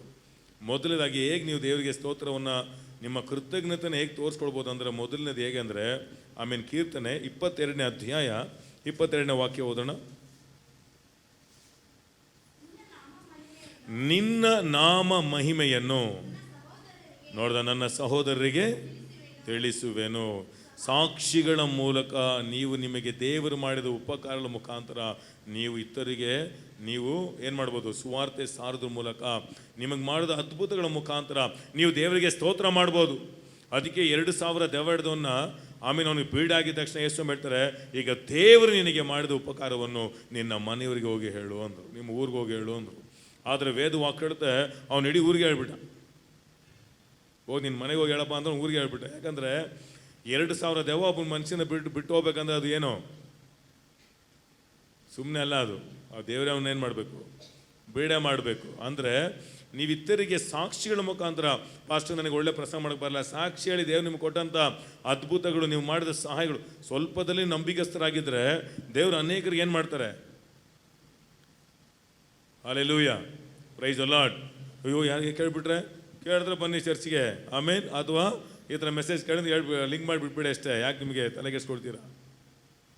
ನಾನು ಕಂಪ್ನಿಗೆ ಕೆಲಸ ಮಾಡೋವಾಗ ನನ್ನ ಸಾಕ್ಷಿ ಇಷ್ಟೇ. ಯೇಸು ಸ್ವಾಮಿ ಹತ್ರ ನಾನು ಕಾಯಿಲೆ ಆಗಿದ್ದು, ಯಾರೇ ಮಾತಾಡ್ಸ್ಬಿಟ್ರೆ ಸಾಕ್ಷಿ ಹಿಡ್ದು ಇರೋದೇ ಇಲ್ಲ. ಅವ್ರು ಮಾತಾಡ್ಸ್ಬಿಟ್ರೆ ಮುಗೀತು, ಸುವಾರ್ತೆ ಸಾರ್ಬಿಡ್ಬೇಕು, ಪ್ರೀತಿಯಾಗೆ ಹೋಗ್ಬೇಕು. ಹೇಗಿದ್ದೀರಾ? ಹೌದಾ, ಚೆನ್ನಾಗಿದ್ದೀರಾಗ? ಹೌದಾ, ನೋಡಿ ನಾನು ಈ ಥರ ಕಾಯಿಲೆ ಆಗಿದ್ದೆ, ನನ್ನ ಹಾರ್ಟಲ್ಲಿ ಹೋಲ್ಸಿತ್ತು. ಆಲಯಕ್ಕೆ ಹೋದ್ವಿ, ಯೇಸು ಸ್ವಾಮಿ ಸುವಾರ್ತೆ ಕೇಳಿದ್ವಿ, ಯೇಸು ಸ್ವಾಮಿ ನಿನಗೋಸ್ಕರ ಕಲ್ವಾರಿ ಶಿಲುಬೆ ಸತ್ತಿದ್ದಾರೆ, ಅವ್ರ ಗಾಯದ ಗುಣವಾಯಿತು ಅಂತ ಹೇಳಿದ್ರು. ನಾನು ನಮ್ಮದೆ ಆಪ್ರೇಷನ್ ನನಗೆ 2002ರಲ್ಲಿ ಪರಿಪೂರ್ಣ ಗುಣ ಆಗ್ಬಿಡ್ತು. ಇವತ್ತು ನಾನು ಬದುಕಿರೋ ದೇವರು. ಅಷ್ಟೇ ಮುಗೀತು. ನೀವು ಯಾಕೆ ಸಭೆಗೆ ಹೋಗ್ಬಾರ್ದು? ಇದು ಯಾಕಿದ ಇದೆಲ್ಲ ನಮ್ಗೆ ಗೊತ್ತಿಲ್ಲ, ಏನು ಮಾಡಿ ಸಭೆಗೆ ಬನ್ನಿ ಅಷ್ಟೇ. ಅದೇನದು? Praise the lord. ಎಲ್ರಿಗೂ ಹೇಳೋ ಒಂದು ಅವಕಾಶ. ಅದಕ್ಕೆ ಅನೇಕ ಸಮಯ ಬಾಂಧವ ನಾನು ಸಭೆಯಲ್ಲಿ ಮಿಸ್ ಮಾಡ್ತಾನೆ ಇರಲಿಲ್ಲ. ದೇವ್ರ ಕೃಪೆಯಿಂದ ಅದಕ್ಕೋಸ್ಕರ 3-4 ಕಂಪ್ನಿಗಳೇ ಬಿಟ್ಬಿಟ್ಟೆ. ಆದರೆ ಅವಾಗವಾಗ ಮ್ಯಾನೇಜರ್ ಕರ್ಕೊಂಡು ಹೋಗ್ತಿದ್ರು. ಯಾಕೆ ಬಾಂಧವರ ಯಾಕಪ್ಪ ನೀನು ಚರ್ಚಿಗೆ ಬರಲ್ಲ? ನಾನು ಇಷ್ಟ ಹೇಳ್ತಿದ್ದೆ, ಈಗ ನಾನು ನಿಂತಿರೋದೇ ದೇವ್ರ ಕೃಪೆ. ಇವಾಗ ನನ್ನ ಮಣ್ಣೊಳಗೆ ಇರಬೇಕಾಗಿತ್ತು, ಇವತ್ತು ದೇವ್ರು ನನಗೆ ಆರೋಗ್ಯ ಕೊಟ್ಟು ಇವತ್ತು ನಿಲ್ಲಿಸಿದ್ದಾರೆ. ನಾನು ದೇವ್ರಿಗೆ ಹೋಗಿ ಥ್ಯಾಂಕ್ಸ್ ಹೇಳ್ಬೇಕು ಭಾನುವಾರ.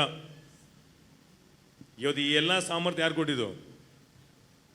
ಅಷ್ಟೇ, ಸುವಾರ್ತೆ ಮುಗೀತು. ಸರಿ ಆಯ್ತು, ಹೋಗಿ ಏನು ಮಾಡಿ ಆಯ್ತು, ಹೋಗ್ಬಿಡಿ.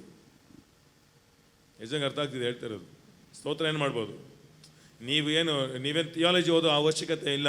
ಹಾಗಾದ್ರೆ ಇಲ್ಲಿ ಬಂದರು ಯಾರಿಗೂ ಅದ್ಭುತ ಮಾಡಲಿಲ್ವ ದೇವರು? ನಾಚಿಕೆನ ಬಿಡಿ. ಯಾಕಂದ್ರೆ ನೀವು ಹೇಳುವ ಒಂದು ಸಾಕ್ಷಿ ಅನೇಕರ ಜೀವಿತವನ್ನು ಬದಲಾಯಿಸುತ್ತೆ. ಕೀರ್ತನೆ 96ನೇ ಅಧ್ಯಾಯ 3ನೇ ವಾಕ್ಯ ಓದಿ ನೋಡೋಣ. ಮೊದಲಾಗಿ ದೇವರಿಗೆ ಹೇಗೆ ಸ್ತೋತ್ರ ಮಾಡ್ಬೋದು?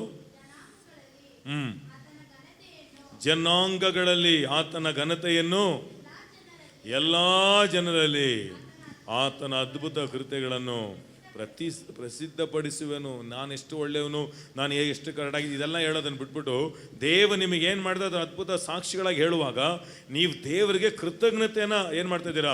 ಈ ರೀತಿಯಾಗಿ ಸಲ್ಲಿಸ್ತಾ ಇದ್ದೀರಾ. ಯಾಕಂದರೆ ಅವರಲ್ಲಿ ಒಂದು ನಂಬಿಕೆ ಹುಟ್ಟಿಸ್ತಾ ಇದ್ದೀರಾ.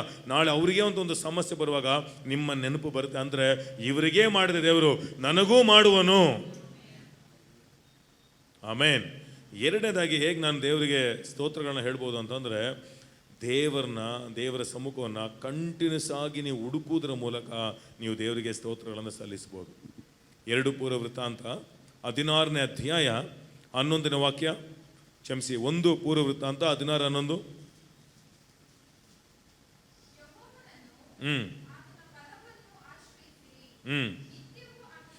ನಿತ್ಯವೂ, ಭಾನುವಾರವು, Christmas, new year, pastor house visiting, ಗುರುವಾರ, ಏನು ಹೇಳಿದೆ? ನಿತ್ಯವೂ ನಿತ್ಯವೂ, ಇಂಗ್ಲೀಷಲ್ಲಿ ಕಂಟಿನ್ಯೂಯಸ್ಲಿ. ನೀವು ನನ್ನ ವಾಕ್ಯವು, ನೀವು ನನ್ನಲ್ಲಿಯೂ ನನ್ನ ವಾಕ್ಯವು ನಿಮ್ಮಲ್ಲಿ ನೆಲೆಗೊಂಡರೆ ಏನು ಮಾಡ್ತೀರಾ? ನೀವು ಫಲ ಉಳ್ಳವರಾಗಿರುವಿರಿ. ನಿಮಗೆ ನೋಡಿ, ಬೈಬಲ್ ಓದೋದು ಸಿಂಪಲಾಗಿ ಹೇಳ್ಕೊಡ್ತೀನಿ ನೋಡಿ. ಹೇಗಂದರೆ, ಒಂದೊಂದು ಸ್ಟೋರಿ ತೊಗೊಂಡು ಓದಿ. ನಿಮಗೆ ಇಷ್ಟು ಅಧ್ಯಾಯ ಓದಬೇಕು ಇದೆಲ್ಲ ಒಂದು ಸ್ಟೋರಿ ತೊಗೊಳ್ಳಿ. ಈಗ 1 ಪೂರ್ವವೃತ್ತ, 2 ಪೂರ್ವವೃತ್ತ ರಾಜರ ಕಥೆಗಳಿದೆ. ಇವರೆಲ್ಲ ಸೇವಕರಲ್ಲ, ಇವರೆಲ್ಲ ದೇಶದ ರಾಜರು. ಅವರ ಸ್ಟೋರಿಗಳನ್ನ ಓದಿ ನೋಡಿ. ಯಾಕಂದರೆ ದೇಶ ಆಳ್ಬೇಕಂದ್ರೆ ಸುಮ್ಮನೆ ಅಲ್ಲ, ಜ್ಞಾನ ಬಹಳ ಮುಖ್ಯ. ಅದಕ್ಕೆ ಸುಮ್ಮನೆ ನಾನೊಂದು ಇದಾಗಿ ನಾನು ಧ್ಯಾನ ಮಾಡ್ತಿದ್ದೆ. ಈ ರಾಜರ ಸ್ಟೋರಿಗಳಲ್ಲಿ ಯಾರೆಲ್ಲ ದೇವರನ್ನ ಕಂಟಿನ್ಯೂಸ್ ಆಗಿ, ಅಂದರೆ ತಮ್ಮ ಹೃದಯಗಳನ್ನ ಸರಿಪಡಿಸ್ಕೊಂಡು ಪ್ರಿಪೇರ್ ಮಾಡಿಕೊಂಡ್ರು. ಒಂದು ವಾಕ್ಯ ಇದೆ ನೋಡಿ, 27ನೇ ಅಧ್ಯಾಯದಲ್ಲಿ. ಇಂಗ್ಲೀಷ್ ಬೈಬಲ್ ಸ್ವಲ್ಪ ತಗೊಳ್ಳಿ, ಕನ್ನಡದ ಸ್ವಲ್ಪ ಅಷ್ಟು ಚೆನ್ನಾಗಿ ಬರಲ್ಲ. ಕನ್ನಡದ ಇಂಗ್ಲೀಷ್ ತಗೊಳ್ಳಿ, ಕನ್ನಡದ ತಗೊಳ್ಳಿ. 27ನೇ ಅಧ್ಯಾಯ 6ನೇ ವಾಕ್ಯ ಓದಿ.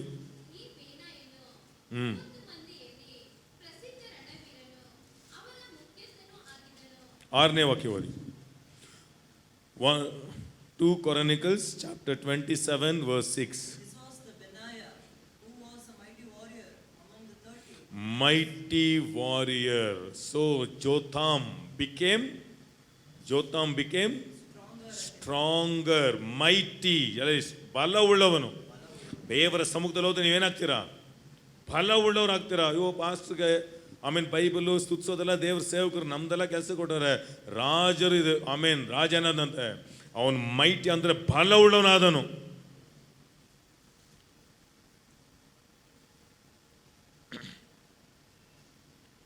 ಆಮೇಲೆ ಓದಿ ಹಾಗೆ.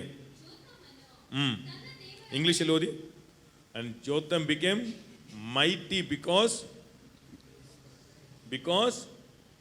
ಹಿ ಪ್ರಿಪೇರ್ಡ್. ನೋಡಿ, ಈ ವಾಕ್ಯ ಕನ್ನಡದಲ್ಲಿ ನೋಡೋಕ್ಕಾಗಲ್ಲ. ದೇವ್ರ ಚಿತ್ತಾನುಸಾರವಾಗಿ ನಡೆದನು.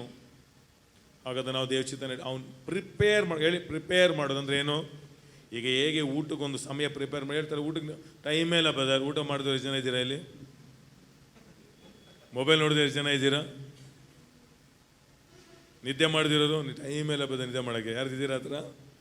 ಅದಕ್ಕೆಲ್ಲ ಒಂದು ಸಮಯ ಏನು ಮಾಡಿದ್ದೀರಾ? ನೋಡಿ, ನಾವು ಜಸ್ಟ್ ಸಾಧಾರಣ ಒಂದು ಕಂಪ್ನಿ ಹೋಗೋ ನಮಗೆ ಎಷ್ಟು ಬ್ಯುಸಿ. ದೇಶದ ರಾಜರು, ಈ ಏರಿಯಾ MLAನೋ ಅಥವಾ ಅಧಿಕಾರಿಗೋ ಕೇಳಿ, ಅವ್ರು ಎಷ್ಟು ಬ್ಯುಸಿ ಇರ್ತಾರಂದ್ರೆ, ಜನರ ಸಮಸ್ಯೆ ಅಲ್ಲಿ ನೋಡಬೇಕು, ಇಲ್ಲ ಮಳೆ ಬಂದರೆ ಅದು ಹೋಯ್ತಾ ಇದು ಹೋಯ್ತಾ. ಒಂದು ಏರಿಯಾನೇ ಅಷ್ಟು ಬ್ಯುಸಿ ಅಂದರೆ ದೇಶದ ರಾಜನಿಗೆ ಎಷ್ಟು ಬ್ಯುಸಿ ಇರಬೇಕು.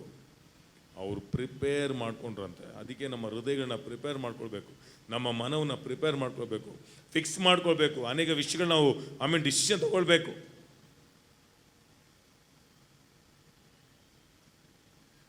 ಎಲ್ಲ ಪ್ರಿಪೇರ್. ಅವನೇನು ಮಾಡ್ದ? ಈ prepared his ways before the lord his God. ಹಾಗ ಅವನು ಪ್ರಿಪೇರ್ ಮಾಡಿದ್ರೆ ಏನಾದ? ದೇವ್ರಿಗಂತ ಸಮಯ ಕೊಡೋ ಏನಾಯ್ತು? ಮೈಟ್. ಎಲ್ಲ ಮೈಟ್ ಅಂದರೆ ದಿನೇ ಅಭಿವೃದ್ಧಿ ಆಗ್ತಾ ಹೋಗ್ತೀವಿ. ನೀವು ಸ್ಟ್ರಾಂಗ್ ಆಗ್ತೀರಾ. ಇಂಗ್ಲೀಷ್ ತುಂಬ ಚೆನ್ನಾಗಿದೆ ನೋಡಿ. ಆಮೇಲೆ 4ನೇ ವಾಕ್ಯ ಅನಿಸ್ತದೆ. 4ನೇ ವಾಕ್ಯ ಓದಿ. ಅಲ್ಲಿ 4ನೇ ಬನ್ನಿ. 3ನೇ ವಾಕ್ಯ ಬನ್ನಿ. 3ನೇ ವಾಕ್ಯ. ಈ ಬಿಲ್ಡ್ ಈ ದೇವರ ಕಾರ್ಯಗಳಿಗೆ ತನ್ನ ಹೃದಯವನ್ನು, ತನ್ನ ಬಾಯನ್ನು, ತನ್ನ ಮನವನ್ನು ಪ್ರಿಪೇರ್ ಮಾಡ್ಕೊಳ್ಳೋನು. ಯೇಸುವಿನ ನಾಮದಲ್ಲಿ ಸಾಯೋದ್ರೊಳಗೆ ಏನೊಂದು ಬಿಲ್ಡ್ ಮಾಡ್ತಾರೆ. ಏನು ಬಿಲ್ಡ್ ಮಾಡ್ದ? ಸುಮ್ಮನೆ ಓದ್ತಿದ್ದೆ ಅಷ್ಟೇ, ಒಂದು ಸೀರಿಯಸ್ ಆಗಿ ಓದಿಲ್ಲ, ಸುಮ್ಮನೆ ಓದ್ಕೊಂಡು ಹೋಗ್ತಿದ್ದೆ. ಹಾಗೆ ಪವಿತ್ರ ಅಂತ ಹಾಗೆ ಬೆಳಕು ನೀಡ್ತಾನೆ ಇದ್ರು. ಏನು ಬಿಲ್ಡ್ ಮಾಡ್ದ ಅಂತಂದರೆ ಓದಿ. 4ನೇ ವಾಕ್ಯ ಓದಿ ನೋಡಿ. ಮೋರ್ ಓವರ್ ಈ build cities in the mountains of Judah. ಬೆಟ್ಟಗಳಲ್ಲಿ ಸಿಟಿನ ಬಿಲ್ಡ್ ಮಾಡ್ದ. ಈಗ ಹೇಳ್ತೀನಿ ನೋಡಿ, ಅಸಾಧ್ಯವಾದದನ್ನು, ಇದುವರೆಗೂ ನಾರ್ಮಲ್ ಆಗಿ ಮಾಡದಿರೋ ಕಾರ್ಯಗಳನ್ನು ಅಸಾಧ್ಯವಾದ ಕಾರಣ ಮಾಡೋದಕ್ಕೆ ದೇವರು ನಿಮ್ಮನ್ನು ಏನು ಮಾಡುವನು? ಉಪಯೋಗಿಸುವನು. ಸಾಧಾರಣ ಮಾಡೋದಕ್ಕೆ ದೇವ್ರ ಶಕ್ತಿ ಬೇಕಾಗಿಲ್ಲ. ಅಸಾಧಾರಣ ಮಾಡಬೇಕಂತಂದರೆ ನೀವು ದೇವರನ್ನು ಕಂಟಿನ್ಯೂಸ್ ಆಗಿ ದೇವ್ರಿಗಂತ ಸಮಯ ಕೊಟ್ಟು ನಿಮ್ಮನ್ನು ನೀವು ಸರಿಪಡಿಸ್ಕೊಂಡ್ರೆ, ನಿಮ್ಮನ್ನು ನೀವು ತಯಾರಿ ಮಾಡಿಕೊಳ್ಳೋದು ಆದರೆ ನಿಶ್ಚಯವಾಗಿಯೂ ನಿಮ್ಮ ಮುಖಾಂತರ ಅಸಾಧ್ಯ ಕಾರ್ಯವನ್ನು ಮಾಡುವನು ದೇವರು. ಹೇಳಿ, ಮೊದಲು ಏನು ಮಾಡುವನು? ಬಿಲ್ಡ್ ಮಾಡುವನು. ನೀವೇನು ಮಾಡ್ತೀರಾ? ಬಿಲ್ಡ್. ಆಮೇಲೆ ರಾಜರು ಏನಿರುತ್ತೆ, ಯುಕ್ತಗಳಿರುತ್ತೆ. ಇವಾಗ ನಿಮಗೆ ಯುದ್ಧ ಇಲ್ವಾ? ಇವಾಗ ನಿಮಗೂ ನನಗೂ ಯುದ್ಧ ಇದೆ. ಏನು ಯುದ್ಧ? ಕಾಯಿಲೆಗಳು, ಸಾಲಗಳು, ಅವಮಾನಗಳು, ಇದೆಲ್ಲ ಫೇಸ್ ಮಾಡ್ತಾ ಇದೀವೋ ಇಲ್ವಾ? ನಾವು ಈ ಜಗತ್ತಿರೋವರೆಗೂ ನಿಮಗೆ ಸಮಸ್ಯೆಗಳಿದ್ದೇ ಇರುತ್ತೆ. ಆದರೆ ಇಲ್ಲಿ ಬೈಬಲ್ ಹೇಳುತ್ತೆ 5ನೇ ವಾಕ್ಯ, ಈ ಆಲ್ಸೋ ಫಾಟ್, ಅವನು ಯುದ್ಧಗಳನ್ನ ಮಾಡಿದಂತೆ ಆದರೆ ಜಯಶಾಲಿ ಆದನು. ಎಲ್ಲೆಡೆ ಜಯಶಾಲಿ ಆದನು. ಎಷ್ಟೋ ವಿಶ್ವಾಸಿಗಳು, ಸೇವಕರು ಸೂಸೈಡ್ ಮಾಡ್ಕೊಂಡು ಸತ್ತರು. ಕಾರಣ ಏನು ಗೊತ್ತಾ? ಒಂದು ಕಾಯಿಲೆ, ಒಂದು ಸಾಲ. ಹಾಗಾದ್ರೆ ದೇವ್ರ ಮಕ್ಕಳಲ್ವಾ? ಹಾಗಾದ್ರೆ ದೇವ್ರನ್ನ ಯಾಕೆ ಬಿಡಿಸಿಲ್ಲ? ದೇವ್ರು ಆಗಲೇ ಬಿಡಿಸಿದ್ದಾರೆ ಕಲ್ವರಿ ಶಿಲುಬೆಯಲ್ಲಿ. Prepared is heart. ಯಾಕೆ ದಿನಗಳು ಹೇಗೆ ನಮ್ಗೆ ಗೊತ್ತಿಲ್ಲ. ಆದರೆ ನೀವು ದೇವ್ರ ಹತ್ರ ಹೋಗೋಕೆ ಏನಾಗ್ತೀರಾ? ನೀವು ದೇವರ ಬಲ ಹೊಂದ್ಕೊಳ್ತೀರಾ. ಅದಕ್ಕೆ ದೇವರು ಅಷ್ಟು ಈಸಿ ಅಲ್ಲ ಈ ಜಗತ್ತನ್ನ ಗೆಲ್ಲೋದು. ಯಾಕಂದ್ರೆ ನಮಗೆ ಶಕ್ತಿ ಬೇಕಾಗಿದೆ, ಎಲ್ಲೆಡೆ ಶಕ್ತಿ ಬೇಕಾಗಿದೆ. ದೇವರೇ, ಯಾಕಂದರೆ ಎಲ್ಲದರಲ್ಲೂ ಚಾಲೆಂಜಸ್ ಇದೆ. ಸೇವೆಯಲ್ಲೂ ಚಾಲೆಂಜಸ್ ಇದೆ, ನಿಮ್ಮ ಕಂಪ್ನಿಯಲ್ಲೂ ಚಾಲೆಂಜಸ್ ಇದೆ. ನೀವು ನಾರ್ಮಲ್ ಆಗಿರಿ, ನಿಮ್ಗೆ ಯಾರೇನು ತೊಂದರೆ ಮಾಡಲ್ಲ. ಸ್ವಲ್ಪ ಮೇಲೆ ಬಂದು ನೋಡಿ, ಆಟೋಮೆಟಿಕ್ ಎಲ್ಲ ಆಪೋಸಿಟ್ ಆಗಿಬಿಡ್ತಾರೆ. ಆದರೆ ಅವಾಗ ಅದನ್ನೇ ಫೇಸ್ ಮಾಡೋಕೆ ಏನು ಬೇಕು? ಜ್ಞಾನ ಬೇಕು, ಬಲ ಬೇಕು, ಆರೋಗ್ಯ ಬೇಕು, ಸಾಮರ್ಥ್ಯ ಬೇಕು, ಜೀವ ಬೇಕು, ದಯೆ ಬೇಕು, ಪ್ರೊಟೆಕ್ಷನ್ ಬೇಕು. ಅದಕ್ಕೆ ದೇವರು ಯಾವತ್ತೂ ಸಾಧಾರಣ ಕಾರ್ಯಗಳು ಮಾಡೋಕ್ಕೆ ಕರೆಯೋದೇ ಇಲ್ಲ. ನೀವು ಸಾಧಾರಣವಾಗಿ ಬದುಕಬೇಕಾ? ದೇವ್ರದ್ದು ಬರಲೇಬೇಡಿ. ಹೊಟ್ಟೆಗೆ ಊಟ, ಆಮೇಲೆ ಏನೋ ಒಂದು ಲೈಫಲ್ಲಿ ಸಿಗುತ್ತೆ. ಆದರೆ ದೇವರೊಬ್ಬನ ಕರೀತಿದ್ದಾರೆ ಅಂತಂದರೆ ಅಸಾಧ್ಯವಾದನ್ನು ಮಾಡೋಕ್ಕೆ ಕರೀತಾ ಇದ್ದಾರೆ. ಹಾಗಾದರೆ ಅಸಾಧ್ಯ ಮಾಡಬೇಕಂದ್ರೆ ನಿಮ್ಮ ಬಲ ಸಾಲದು. ಅದಕ್ಕೆ ಅಸಾಧ್ಯ ಮಾಡೋಕ್ಕೆ ದೇವ್ರ ಕೃಪೆ ನಮ್ಗೆ ಬೇಕು. ಅದಕ್ಕೆ ದೇವ್ರ ಸಮ್ಮುಖ ನಾನು ಹೋಗಬೇಕು.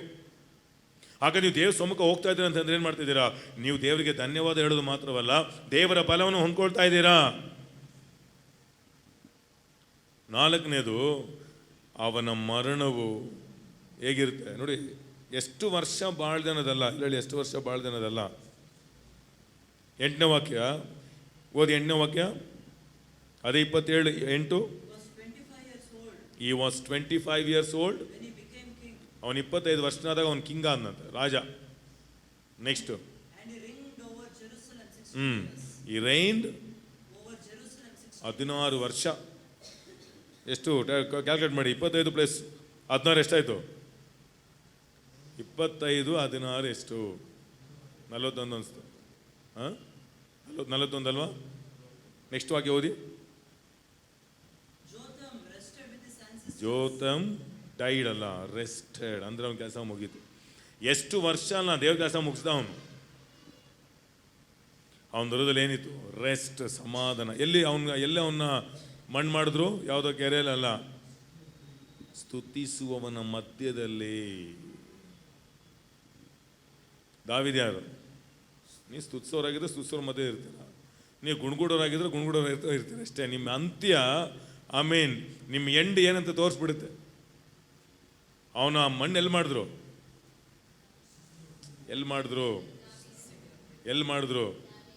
ಅರ್ಥ ಆಗಿಲ್ಲ. ಪವಿತ್ರ ನಿಮ್ಗೆಲ್ಲರೂ ಬೆಳಕು ಬೀಸಲಿ ಯೇಸು ನಾಮದಲ್ಲಿ. ನೀವು ಸ್ತುತಿಸೋ ವ್ಯಕ್ತಿ ಆಗಿದ್ರೆ, ಸ್ತುತಿಸೋ ವ್ಯಕ್ತಿಗಳೊಂದಿಗೆ ದೇವರು ನಿಮ್ಮನ್ನ ಜೋಡಿಸ್ಬಿಡ್ತಾರೆ. ಹಾಗಾದ್ರೆ 2ನೇ ಬರುವಿಕೆ ಬರುವಾಗ ಎದೊಳಗೆ ಹೇಗಿರ್ತಾರೆ? ರಾಪ್ಚರ್ ಆಗುವಾಗ, ಅದು ಯೇಸು ಬರುವಾಗ ಪಕ್ಕದ ಯಾರಿದ್ರು? ದಾವೀದ ಜೊತೆ. ಹೇಗಾದ್ರೂ ಮಾಡಿ ಪಾಸ್ ಜೊತೆ ಮಗಿಸ್ಬಿಡಿ ಪಾಸ್ಟರ್. ಪಾಸ್ ಜೊತೆ ಬೇಡ, ಮಣ್ಣಾದ್ರೆ ನನಗೆ ನಮ್ಮ ಸೇವಕರ ಜೊತೆನೆ. ಇವತ್ತು ಅನೇಕರಿಗೆ ಆಸೆ ಗೊತ್ತಾ? ದೀಕ್ಷೆ ತಗೊಂಡಿರ್ತಾರೆ, ನಮ್ಮ ಪಾಸ್ಟರ್ ಹತ್ರ ಒಂದು ದೀಕ್ಷೆ ತಗೊಂಡ್ಬಿಡ್ಬೇಕು. ಎಲ್ರಿಗೂ ಆಸೆ ಇದೆ, ಒಳ್ಳೇದೇ. ದೀಕ್ಷಾ ಸ್ಥಾನ ತಗೊಳ್ಳೋದಕ್ಕಿಂತ ಆಮೇಲೆ ಅವ್ರಿಗೆ ಮೆಚ್ಚುಗೆಯಾಗಿ ನೀವು ನಡಿ, ಅದೇ ದೊಡ್ಡ ಸಂತೋಷ. ನೀವು ಫಲ ಉಳ್ಳವರಾಗಿರಿ, ಅದೇ ದೊಡ್ಡ ಶ್ರೇಷ್ಠತೆ. ಆಮೇನ್. 3ನೇದು, ಫಸ್ಟ್ ಏನು? ಹೇಗೆ ನಾವು ದೇವರಿಗೆ ಧನ್ಯವಾದ ಮಾಡ್ಬೋದು? ಸಾಕ್ಷಿಗಳ ಮೂಲಕ. ಅಂದರೆ ಸಾಕ್ಷಿ ಹೇಳುವಾಗ ಸಭೆಯಲ್ಲಿ ಒಂದು ಚಿಕ್ಕ ಘಟನೆ ನಡೀತಂತೆ, ಒಂದು ಸಾಕ್ಷಿ ಹೇಳ್ಬೋದು. ಅದಕ್ಕಿಂತ ನಿಮ್ಮ ಹೋಲ್ ಹಿಸ್ಟ್ರಿನೇ ಹೇಳ್ಬೇಡಿ. ಅದಕ್ಕೆ ನಮ್ಮ ಸಭೆಯಲ್ಲಿ ಅದಕ್ಕೆ ಹೋಗಿ ನಾನು ಸಾಕ್ಷಿ ಹೇಳಕ್ಕೆ ಬಿಡಲ್ಲ. ಸಾಕ್ಷಿ ಹೇಳ್ಬೇಕಂದ್ರೂ ಕೂಡ 3 ನಿಮಿಷ 4 ನಿಮಿಷ ಅಷ್ಟೇ. ಇಲ್ಲ ಹೇಳಕ್ಕೆ ಬಿಟ್ಟರೆ ಅವತ್ತು ಫುಲ್ ಆರ್ನ ಅವ್ರದ್ದೇ ಇರುತ್ತೆ. ಯಾಕಂದರೆ ಅವ್ರಿಗೆ ತಲೆನೂ ಹೋಗಿರುತ್ತೆ. ಅದು ಹೇಳಕ್ಕೆ ಸ್ಟಾರ್ಟ್ ಮಾಡ್ತಾರೆ. ನಾನು ಇಲ್ಲಿಂದ ಚರ್ಚಿಂದ ಹೋದ್ನಾ, ಕೆಳಗೆ ಇಳಿದ್ನಾ, ಅಲ್ಲಿ ಹೀಗೆ ಫುಲ್ ಸ್ಟೋರಿ ಹೇಳ್ಕೊಂಡು ಹೋಗ್ತಿರ್ತಾರೆ. ಏನಮ್ಮ ಆಯಿತು ಅಲ್ಲಾಗಲೇ ಗಂಟೆ ಹೋಗಿದ್ದು 1 ಅವರ್. ಏನಾಯಿತು? ನಾನು ತಲೆನೋವಿತ್ತು, ಗುಣ ಆಯಿತು. ಇದು ಹೇಳೋಕ್ಕೆ 45 ನಿಮಿಷ. ಅದಕ್ಕೆ ಸಾಕ್ಷಿ ಹೇಳೋ ಕೂಡ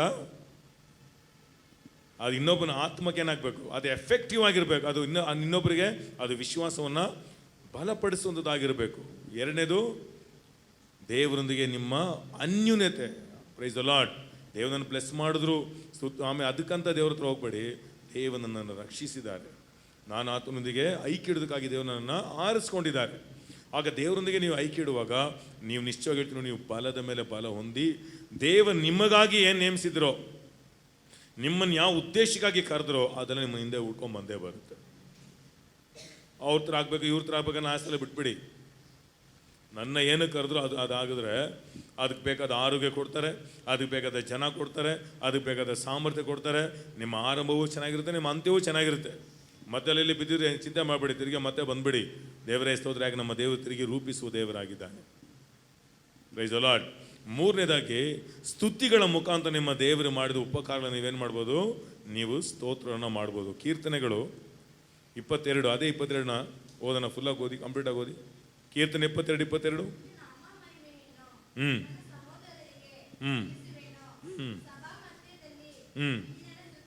ಸಭಾ ಮಧ್ಯದಲ್ಲಿ ನಿಮ್ಮನ್ನು ಸ್ತುತಿಸುವೆನು. ಆಮೇನ್. ಸ್ತುತಿಸುವನಂತಂದರೆ ಏನು? ದೇವರನ್ನ ನನಗೆ ಮಾಡಿದ ಉಪಕಾರನ ಹಾಡಿನ ರೂಪಕವಾಗಿ ಏನು ಮಾಡ್ತೀನಿ, ನಾನು ದೇವರಿಗೆ ಸಲ್ಲಿಸ್ತಾ ಇದ್ದೇನೆ. ಯಾಕಂದರೆ ಸ್ತುತಿ ತುಂಬ ಬಲವಾದದ್ದು. ನೋಡಿ, ಒಂದ್ಸತಿ ಮಡಿವಾಳದಲ್ಲಿ ಒಬ್ಬರಿಗೆ ದೆವ್ವ ಹಿಡಿದು ಬಿಟ್ಟಿತ್ತು. ಅಂದರೆ ಅವ್ರಿಗೆ ಎಂಥ ದೆವ್ವ ಅಂದರೆ ಅದು ಸಾಧಾರಣವಾದ ದೆವ್ವ ಅಲ್ಲ. ಅವ್ರು ಇಲ್ಲಿಂದ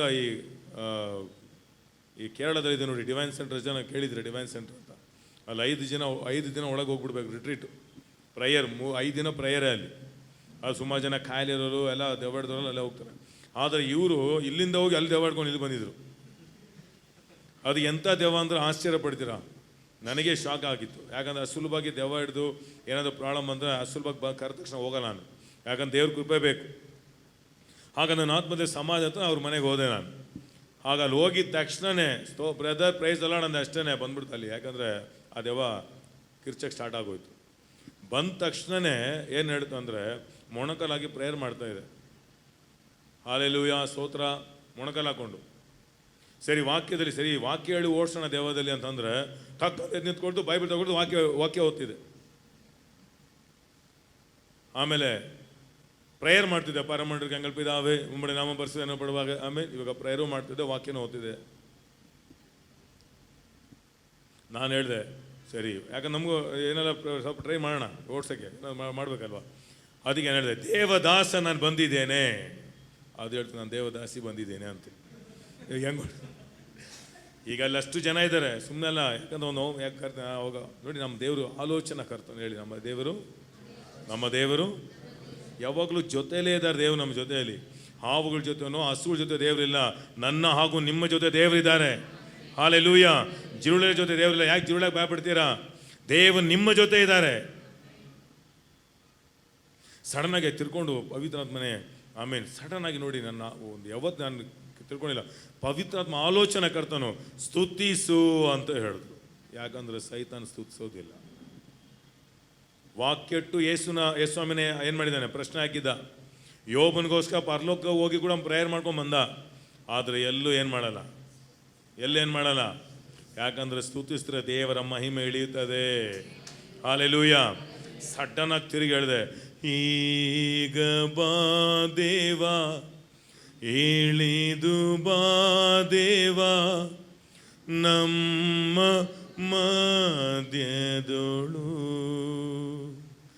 ಈಗ ಬಾ ದೇವ, ಇಳಿದು ಬಾ ದೇವ, ನಮ್ಮ ಮಧ್ಯದೊಳು. ಅಷ್ಟು ನನ್ನ ಮರೆತು ಹಾಡು ಆಡ್ತಾ ಇದ್ದೀನಿ. ನೋಡಿದ್ರೆ ಹುಡುಗಿ ಹಾಗೆ ಬಿದ್ದುಬಿಡಿತು. 28 ವಯಸ್ಸು ಹುಡುಗಿ. ಅದು ಕ್ಯಾಥಲಿಕ್ಸ್ ಅವರು. ಆಗ ಹುಡುಗಿ ಎದ್ದ ತಕ್ಷಣ ನೋಡಿ, ಯಾವಾಗ ನೀವು ಆರಾಧನೆ ಮಾಡ್ತೀರಲ್ವ, ನಿಮಗೆ ಯಾವ ಭವಿಷ್ಯವನ್ನು ಹುಡ್ಕೊಂಡು ಅವಶ್ಯಕತೆ ಇಲ್ಲ. ನೀವೇ ಭವಿಷ್ಯವಾಣಿ ಆಗ್ಬಿಡ್ತೀರ. ನೀವು ಗ್ರಹಿಸಿಕೊಂಡು ದೇವ್ರು ಮಾಡಿದ ಉಪಕಾರಣ ನೆನೆಸ್ಕೊಂಡು, ದೇವರೇ ಎಲ್ಲಿದ್ದ ನನ್ನ ಎಲ್ಲಿ ತನಕ ತಂದೆ ದೇವರೇ, ನೀವು ಹಾಡಾಗಿ ಹಾಡು ನೋಡಿ, ನಿಮ್ಮ ಭವಿಷ್ಯಗಳನ್ನ ದೇವರು ತೋರಿಸ್ತಾರೆ. ಹಾಡ್ತಾ ಇದ್ದೀವಿ ನೋಡಿ, ನಾನು ಪ್ರಾಫಿಟ್ ಅಲ್ಲ, ನನಗೇನು ಪ್ರವಾದನೆ ವರಗಳೇನಿಲ್ಲ. ಸಡನ್ನಾಗಿ ಹಾಡ್ತಿರುವಾಗಲೇ ಹಾಡು ಮುಗಿದ ತಕ್ಷಣ ಹೇಳಿದೆ, ಆಮೇನ್, ಈಕೆಗೆ ಬ್ಲೀಡಿಂಗ್ ಪ್ರಾಬ್ಲಮ್ ಇದೆ, ಇದೇ ವರ್ಷ ಈ ಹುಡುಗಿಗೆ ಮದುವೆ ಆಗುತ್ತೆ. ಯಾವ ಗಂಡು ಹುಡ್ಕೊಂಡು ಹೋಗ್ಬೇಡಿ, ಗಂಡು ಹುಡ್ಕೊಂಡು ಬಂದೇ ಬರ್ತಾರೆ. ಟಾಕ್ ಅಂತ ಹೇಳ್ಬಿಟ್ಟು ಅಷ್ಟೇ, ಬಾಯಿ ಬಂದ್ಬಿಡ್ತು. ಏನಪ್ಪ ಈಗ ಹೇಳ್ಬಿಟ್ನಲ್ವಾ, ಆಮೇಲೆ ಬರ್ತಾ ಇದ್ದೀನಿ, ಹಾಗೆ ಯೋಚನೆ ಮಾಡ್ಕೊಂಡು ಬರ್ತಿದ್ದೀನಿ. ಓದ್ವಾ, ದೆವ್ವ ಓಡಿಸ್ವಾ, ಆಮೇಲೆ ಬಂದ್ವಾ, ಇದೆಲ್ಲ ಹೇಳ್ಕೊಂಡು ಬಂದ್ಬಿಟ್ಟು. ಇದು ಅಕ್ಟೋಬರ್ ತಿಂಗಳಲ್ಲಿ. ಈಗ ಎಷ್ಟು ತಿಂಗಳು, ನವಂಬರ್ 2 ತಿಂಗಳು. ಅಯ್ಯೋ, ಒಂದು ವೇಳೆ ನಾವು ನಡೆದಿಲ್ಲ ಅಂದರೆ ಅರ್ಥ ಆಗಿಲ್ವಾ?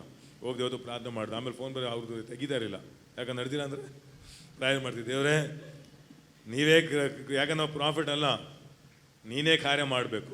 ಕರೆಕ್ಟಾಗಿ ಡಿಸೆಂಬರ್ ತಿಂಗಳಲ್ಲಿ ನೋಡಿ, ಗಂಡು ಹುಡ್ಕೊಂಬಂದು ಅದೇ ಡಿಸೆಂಬರ್ ತಿಂಗಳಲ್ಲೇ ಮದುವೆ. ಪಾಸ್ಟರ್ ನೀವು ಹೇಳ್ದಂಗೆ ಆಗ ಪಾಸ್ಟರ್ಗೆಲ್ಲ ಬ್ರದರ್ ಆಗಿದೆ. ಆಗ ಆಮೇಲೆ ಅವ್ರು ಹೇಳಿದ್ರು, ಸೇಮ್ ಆಕೆಗೆ ಬ್ಲೀಡಿಂಗ್ ಪ್ರಾಬ್ಲಮ್ ಇತ್ತು, ಅದು ಹಾಗೆ ಗುಣವಾಯಿತು. Price the lord. ನೋಡಿ, ನೀವು ಸ್ತುತಿಸು, ಅದಕ್ಕೆ ಬೈಬಲ್ ನೋಡಿ, ನೀವು ಕೀರ್ತನೆ ಓದು ನೋಡಿ, ದಾವೀದನು ರಾಜ ಅನೇಕ ಪ್ರವಾದನೆಯಾಗಿ ಬರೆದಿದ್ದಾನೆ. ಯಾಕಂದರೆ ಸ್ತುತಿಸುವವನ ಮೇಲೆ ಪ್ರವಾದನೆ ಆತ್ಮ ಬರುತ್ತೆ. ಹೇಗೆ ಬರುತ್ತೆ ಪ್ರವಾದನೆ ಆತ್ಮ? ಹೇಗೆ ನೀವು ಸ್ತುತಿಸ್ತಾರಿ, ನಿಮ್ಗೆ ಏನಾದ್ರು ಸಮಸ್ಯೆ ಬಂದರೆ ಅಥವಾ ನೀವು ಸುಮ್ಮನೆ ಓಡಾಡ್ತಿರ್ತೀರಾ, ತಿರುಗಂತ ನಿಮಗೆ ನೀವು ಹೇಳ್ತಿರ್ತೀರಾ, ಇಲ್ಲ ಈ ವರ್ಷ ಚೆನ್ನಾಗಿ ಆಗ್ಬಿಡ್ತೀನಿ, ಈ ವರ್ಷ ಚೆನ್ನಾಗಿ ಆಗ್ಬಿಡ್ತೀವಿ, ಏನೋ ಒಂದು ಹೇಳ್ತಾ ಇರ್ತೀರಾ. ಇದೆಲ್ಲ ನಿಮ್ಗೆ ಅನುಭವ ಆಗುತ್ತೆ ಯೇಸು ನಾಮದಲ್ಲಿ. ಯಾಕಂದ್ರೆ ಈ ಅನುಭವ ನೀವು ಸ್ತುತಿಸಿ ನೋಡಿ. ಇಲ್ಲ ಈ 2 ತಿಂಗಳು ನೋಡಿ, ಏನು ಯಾರೋ ಬರ್ತಾ ಇದ್ದಾರೆ, ಯಾರೋ ಸಹಾಯ ಮಾಡೋಕ್ಕೆ ಬಂದೇ ಬರ್ತಾರೆ, ಯಾರೋ ನಮ್ಮನ್ನು ಬಲಪಡಿಸ್ತಾರೆ. ಇಲ್ಲ ಈ ಸಮಸ್ಯೆ ಇರೋದಿಲ್ಲ, ಗ್ಯಾರಂಟಿ ಆಚೆ ಬಂದ್ಬಿಡ್ತೀವಿ, ನಾವು ಸಾಯೋದಿಲ್ಲ. ಕೀರ್ತನೆ 118, ಕೀರ್ತನೆ 118.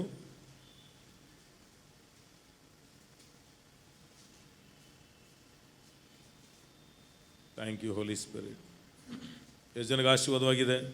ಪವಿತ್ರಾತ್ಮ ಅಂತ ಗ್ರಹಿಕೆಯೊಂದಿಗೆ ನೀವು ಸಾಕ್ಷಿಗಳರಾಗಿಯೂ ದೇವರಿಗೆ ಸಮಯ ಕೊಡೋರಾಗಿಯೂ ಸ್ತುತಿಸೋರಾಗಿಯೂ ಮಾರ್ಪಡಿ. 118 17ನೇ ವಾಕ್ಯ ನೋಡಿ. 1ನೇ ವಾಕ್ಯ, ಯೆಹೋವನಿಗೆ ಕೃತಜ್ಞ ಸ್ತುತಿ ಮಾಡಿರಿ, ಆತನು ಒಳ್ಳೆಯವನು, ಆತನ ಕೃಪೆಯು. ಹಾಡ್ತಿರುವಾಗ ನೋಡಿ 17ನೇ ವಾಕ್ಯ, ನಾನು ಸಾಯುವುದಿಲ್ಲ. ಎಲ್ಲ ಹೇಳಿ, ನಾನು ಸಾಯುವುದಿಲ್ಲ. ಜೋರಾಗಿ ಹೇಳಿ ಯೇಸು ನಾಮದಲ್ಲಿ. ಇನ್ನೂ ಜೋರಾಗಿ ಹೇಳಿ, ಇನ್ನೂ ಜೋರಾಗಿ ಹೇಳಿ. ಎಷ್ಟು ನೀವು ಥಿಂಕ್ ಮಾಡ್ತಿರೋ ಅದು ನಿಮ್ಮ ಮೈಂಡಲ್ಲಿ ಇರುತ್ತೆ, ಎಷ್ಟು ನೀವು ಬಾಯಲ್ಲಿ ಹೇಳ್ತಿರೋ ನಿಮ್ಮ ಹೃದಯದಲ್ಲಿ ಹೋಗುತ್ತೆ. ಇವತ್ತೊಂದು ರಹಸ್ಯ ಹೇಳ್ತೀನಿ ನೋಡಿ. ದೇವ್ರು ಹೇಗಿದ್ದಾರೆ? ದೇವ್ರು ಹೇಗಿದ್ದಾರೆ? ಆತ್ಮ. ಎಲ್ಲೆಲ್ಲಿ ಆತ್ಮವಾಗಿದ್ದಾರೆ. ಮಾಡಿ, ನಾನು ಹಾಗೂ ನೀವು ಮಾತ್ರ ಈಗ ಮಾಡ್ತೀವಿ ಅಷ್ಟೇ, ದೇವ್ರು ಹಂಗೆ ಮಾಡಲ್ಲ. ಯಾಕಂದರೆ ದೇವ್ರ ಆತ್ಮವಾಗಿದ್ದಾನೆ. ಅದಕ್ಕೆ ಸತ್ತ ಮೇಲೆ ನನಗೂ ಹಾಗೂ ನಿಮಗೆ ಆಕ್ಸಿಜನ್ ಬೇಕಾಗಿಲ್ಲ. ಅದಕ್ಕೆ ಇವತ್ತು ಕೊರೋನಾದಲ್ಲಿ ಎಷ್ಟೋ ಜನ ಆಕ್ಸಿಜನ್ ಇದೆ ಸತ್ತರೆಲ್ಲ ಹೋದ್ರು. ಹಾಗಾದ್ರೆ ಅಲ್ಲೂ ಆಕ್ಸಿಜನ್ ಬೇಕಲ್ವಾ? ಆತ್ಮಗಳಿಗೆ ಆಕ್ಸಿಜನ್ ಬೇಕಾಯ್ತು, ದೆವ್ವಗಳಿಗೆ ಆಕ್ಸಿಜನ್ ಬೇಕಾಗಿಲ್ಲ. ನನಗೂ ಹಾಗೂ ನಿಮಗೇನು ಆಕ್ಸಿಜನ್ ಬೇಕಾಗಿರೋದು. ಅದಕ್ಕೆ ಕೀರ್ತನೆ ಹೇಳುತ್ತೆ, ಶ್ವಾಸ ಇರುವುದಲ್ಲ. ಅದಕ್ಕೆ ಸೈತಾನ್ ಸ್ತುತಿ ಮಾಡೋಕ್ಕಾಗಲ್ಲ, ಸೈತಾನ್ ದೇವರಿಗೆ ಸ್ತೋತ್ರ ಮಾಡೋಕ್ಕಾಗಲ್ಲ. ಶ್ವಾಸ ಇರೋದೆಲ್ಲ ಅಂತಂದರೆ ಎಲ್ಲ ಮೃಗ ಜೀವ, ಆಮೇಲೆ ಎಲ್ಲ ನಾನು ಹಾಗೂ ನೀವು ದೇವರಿಗೆ ಕೃತಜ್ಞತೆ ಹೇಳೋದಕ್ಕೆ ನಾವು ಏನಾಗಿದ್ದೇವೆ? ನಾವು ಸಾಲಗಾರಾಗಿದ್ದೇವೆ ದೇವರಿಗೆ. ಅದಕ್ಕೆ ದೇವರು ನೋಡಿ, ದೇವರ ಆತ್ಮವಾಗಿದ್ದಾರೆ, ನಾನು ಹಾಗೂ ನೀವು ಆತ್ಮವಾಗಿದ್ದೇವೆ. ಅದಕ್ಕೆ ನನ್ನ ಹಾಗೂ ನಿಮ್ಮ ಆತ್ಮಕ್ಕೆ ತುಂಬ ಶ್ರೇಷ್ಠತೆ, ನಿಮ್ಮ ಆತ್ಮಕ್ಕೆ ಬಲ ಇದೆ. ಈಗ ನಾನು ಯಾರು ಅಂತಂದರೆ, ನಾನು ಆತ್ಮವಾಗಿದ್ದೇನೆ, ಈ ಶರೀರದಲ್ಲಿ ಇದ್ದೇನೆ, ಕಣ್ಣೆಂಬ ಕಿಟಕಿ ನಿಮ್ಮ ನೋಡ್ತಾ ಇದ್ದೇನೆ, ನನಗೆ ಮನವು ಕೊಡಲ್ಪಟ್ಟಿದೆ.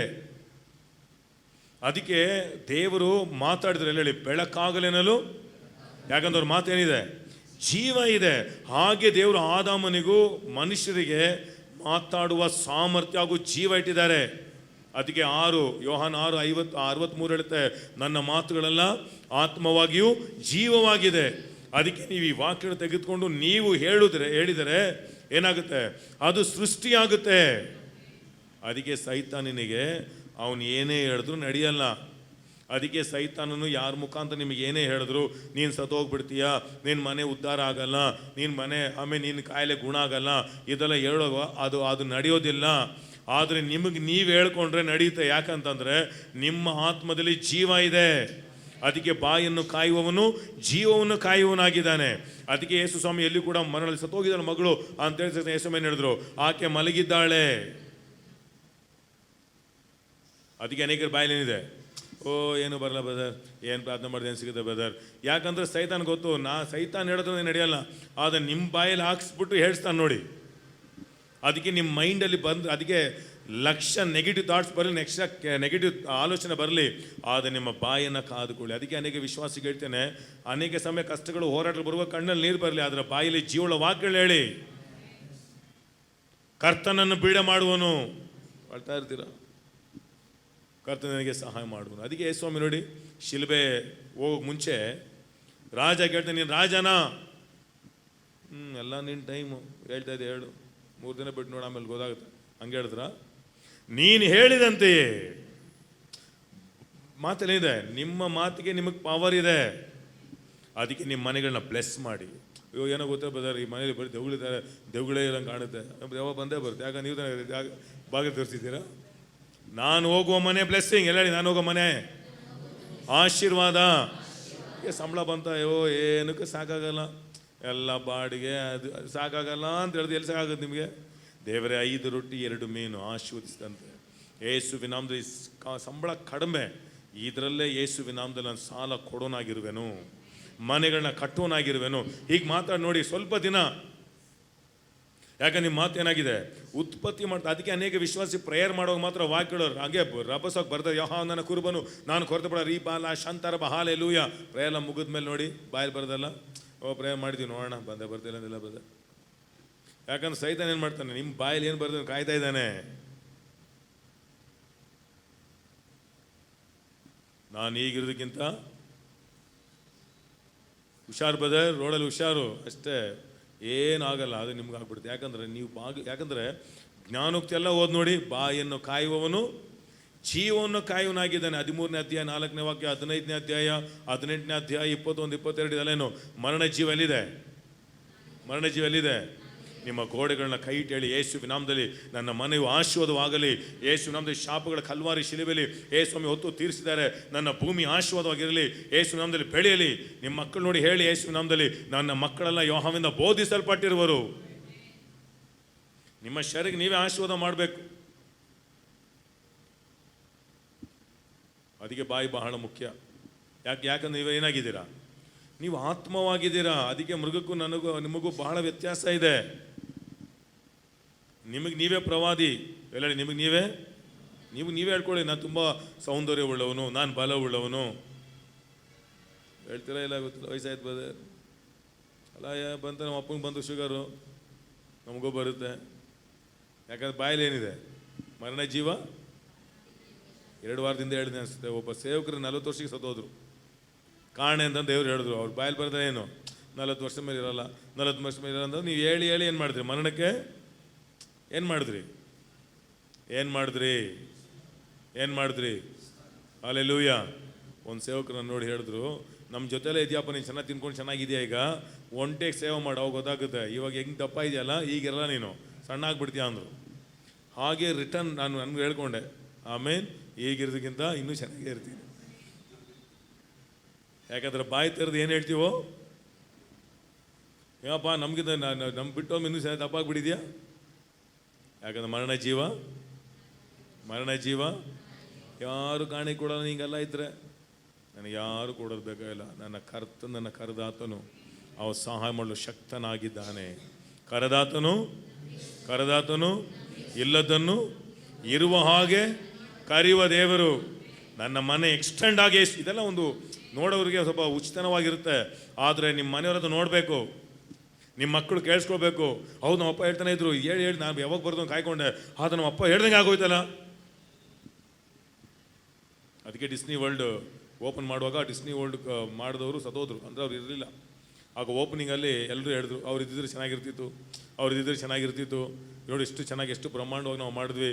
ಪಾಪ ಅವ್ರು ಹೇಳ್ತಾಯಿದ್ರು, ಎಲ್ಲ ಅವ್ರು ಇಲ್ಲ ಈಗ ಅಂತ ಹೇಳ್ತಿದ್ರಂತೆ. ಆಗ ಅವ್ರ ಹೆಂಡತಿ ಲಾಸ್ಟ್ಗೆ ಹೇಳಿದ್ರಂತೆ, ನಾನು ಹಾಗೂ ನೀವು ಇವತ್ತು ನೋಡ್ತಾ ಇದ್ದೀವಿ, ಅವ್ರು ಅವತ್ತೇ ನೋಡ್ಬಿಟ್ರು. ಯಾಕಂದ್ರೆ ನೀವೇನು ನೋಡ್ತೀರೋ ನೀವು ಅದನ್ನು, ಯಾಕಂದ್ರೆ ಅದೊಂದು ಅಟ್ರಾಕ್ಷನ್ನು. ಇನ್ನೊಂದು ಹೇಳ್ತೀನಿ ನೋಡಿ, ಈ ಹಾಸ್ಪಿಟಲ್ ಕೆಲಸ ಮಾಡೋರು ಬೇಗ ಕಾಯಿಲೆಗಳು ಬೇಗ ಸಾಯ್ತಾರೆ. ಕಾರಣ ಏನು ಗೊತ್ತಾ? ನೋಡೋದು ಅಟ್ರಾಕ್ಷನ್ ಮಾಡ್ತಾ ಇದೆ. ಅದಕ್ಕೆ ಅವ್ರು ಹೀಲಿಂಗ್ ಅಷ್ಟು ಸುಲಭವಾಗಿ ನಂಬಲ್ಲ. ಅದಕ್ಕೆ ನಾನು ಹಾಗೂ ನೀವು ಧನ್ಯರು. ಯಾಕಂದ್ರೆ ಯಾವುದು ನೋಡ್ತಿರೋ, ಯಾವುದನ್ನು ಕೇಳ್ತಿರೋ, ಯಾರ ಜೊತೆ ಸೇರ್ತಿರೋ, ಅದು ನಿಮ್ಮ ವಿಶ್ವಾಸವನ್ನು ಬಿಲ್ಡ್ ಮಾಡ್ಬೋದು ಅಥವಾ ಅದನ್ನು ಹಾಳು ಮಾಡ್ಬೋದು. ನಿಮ್ಮನ್ನು ಹಾಳು ಮಾಡೋದು ಆಮೇನ್ ದೇವರಲ್ಲ, ಸೈತಾನ ಅಲ್ಲ. 2 ವಿಷಯ, ಒಂದು ಪಾಪ, ಎರಡನೇದು ನಮ್ಮ ಬಾಯಲ್ಲಿ ಬರುವಂಥ ಮರಣದ ಮಾತುಗಳು. ಅದಕ್ಕೆ ದಾವೀದ ಹೇಳ್ತಿದ್ದಾನೆ, ಎಲ್ಲಡಿ ನಾನು ಸಾಯುವುದಿಲ್ಲ, ಜೀವನಿದ್ದೆದ್ದು ಯೆಹೋವನ ಕೃತ್ಯಗಳನ್ನು ಸಾರುತ್ತಲೇ ಇರುವೆನು. ದೇವ ನನಗಾಗಿ ನೇಮಿಸಿರುವ ಕೆಲಸ ಮಾಡಿ ಮುಗಿಸಿ ನಾನು ತೃಪ್ತಿಯಾಗಿ, ಸಮಾಧಾನವಾಗಿ, ಆರೋಗ್ಯವಾಗಿ ನನ್ನ ಆತ್ಮ ದೇವ್ರಿಗೆ ಒಪ್ಪಿಸಿಕೊಟ್ಟೆ ಹೋಗುವೆನು. ಅಂದರೆ ವಿಶ್ವಾಸದಲ್ಲಿ ಹೇಳಿ ಯೇಸು ನಾಮದಲ್ಲಿ ಆಮೇನ್, ಹಲ್ಲೆಲೂಯ. ನಾಲ್ಕನೇದು ಹೇಗೆ ನಾವು ದೇವ್ರ ಸ್ತೋತ್ರ ಮಾಡ್ಬೋದು ಅಂತಂದರೆ, ಹೇಳಿ ಸ್ತುತಿ ಸ್ತೋತ್ರ ಏನು ಮಾಡುತ್ತೆ ನೋಡಿ. ಅನೇಕ ಫಿಲ್ಮ್ ಆ್ಯಕ್ಟರ್ಸ್ ಎಲ್ಲ ಹಾಡಾಡ್ತಾರೆ, ಕೇಳಕ್ಕೆ ಚೆನ್ನಾಗಿರುತ್ತೆ, ಆದರೆ ಯಾರಿಗೆ ಎಫೆಕ್ಟ್ ಆಗಲ್ಲ. ಅದಕ್ಕೆ ಯಾವುದು ವಾಯ್ಸಾಗಿ ಆಡ್ತಾರೆ, ತುಂಬ ಚೆನ್ನಾಗಿದೆ ಅಂತ ನೋಡಬೇಡಿ. ದಾವಿದನು ಹಾಡಿದನು, ಸೌಲರಿರುವ ದೆವ್ವ ಓಡೋಯ್ತು. ಅದಕ್ಕೆ ನನಗೆ ಹಾಡೋಕ್ಕೆ ಬರಲ್ಲ, ಅದಕ್ಕೆ ನಾನು ಬರೀ ಯೂಟ್ಯೂಬ್ಗಳಲ್ಲಿ ಮ್ಯೂಸಿಕ್ ಹಾಕೊಂಡು ಅವ್ರ ಜೊತೆ ಹಾಡ್ತೀನಿ. ರಾಂಗ್. ಒಂದ್ಸತಿ ನಾನು ತುಂಬ ಹಂಗೆ ಮಾಡ್ತಿದ್ದೆ. ಒಂದೇ ಹಾಡನ್ನ 50 ಸತಿ 60 ಸತಿ ಹಾಕೊಂಡು ಹಾಗೆ ಬಿಟ್ಬಿಟ್ಟು ಹಾಗೇ ಅವ್ರ ಜೊತೆ ಹಾಡ್ತಿದ್ದೆ. ದೇವ್ರು ಹೇಳಿದ್ರು, ಇದು ನನಗೆ ಇಷ್ಟ ಇಲ್ಲ, ನಿನ್ನ ರಾಗದಲ್ಲಿ ನೀನು ಹಾಡು, ನಿನ್ನ ಬಾಯಿಂದ ಬರೋ ಶಬ್ದ ನನಗೆ ಬೇಕು.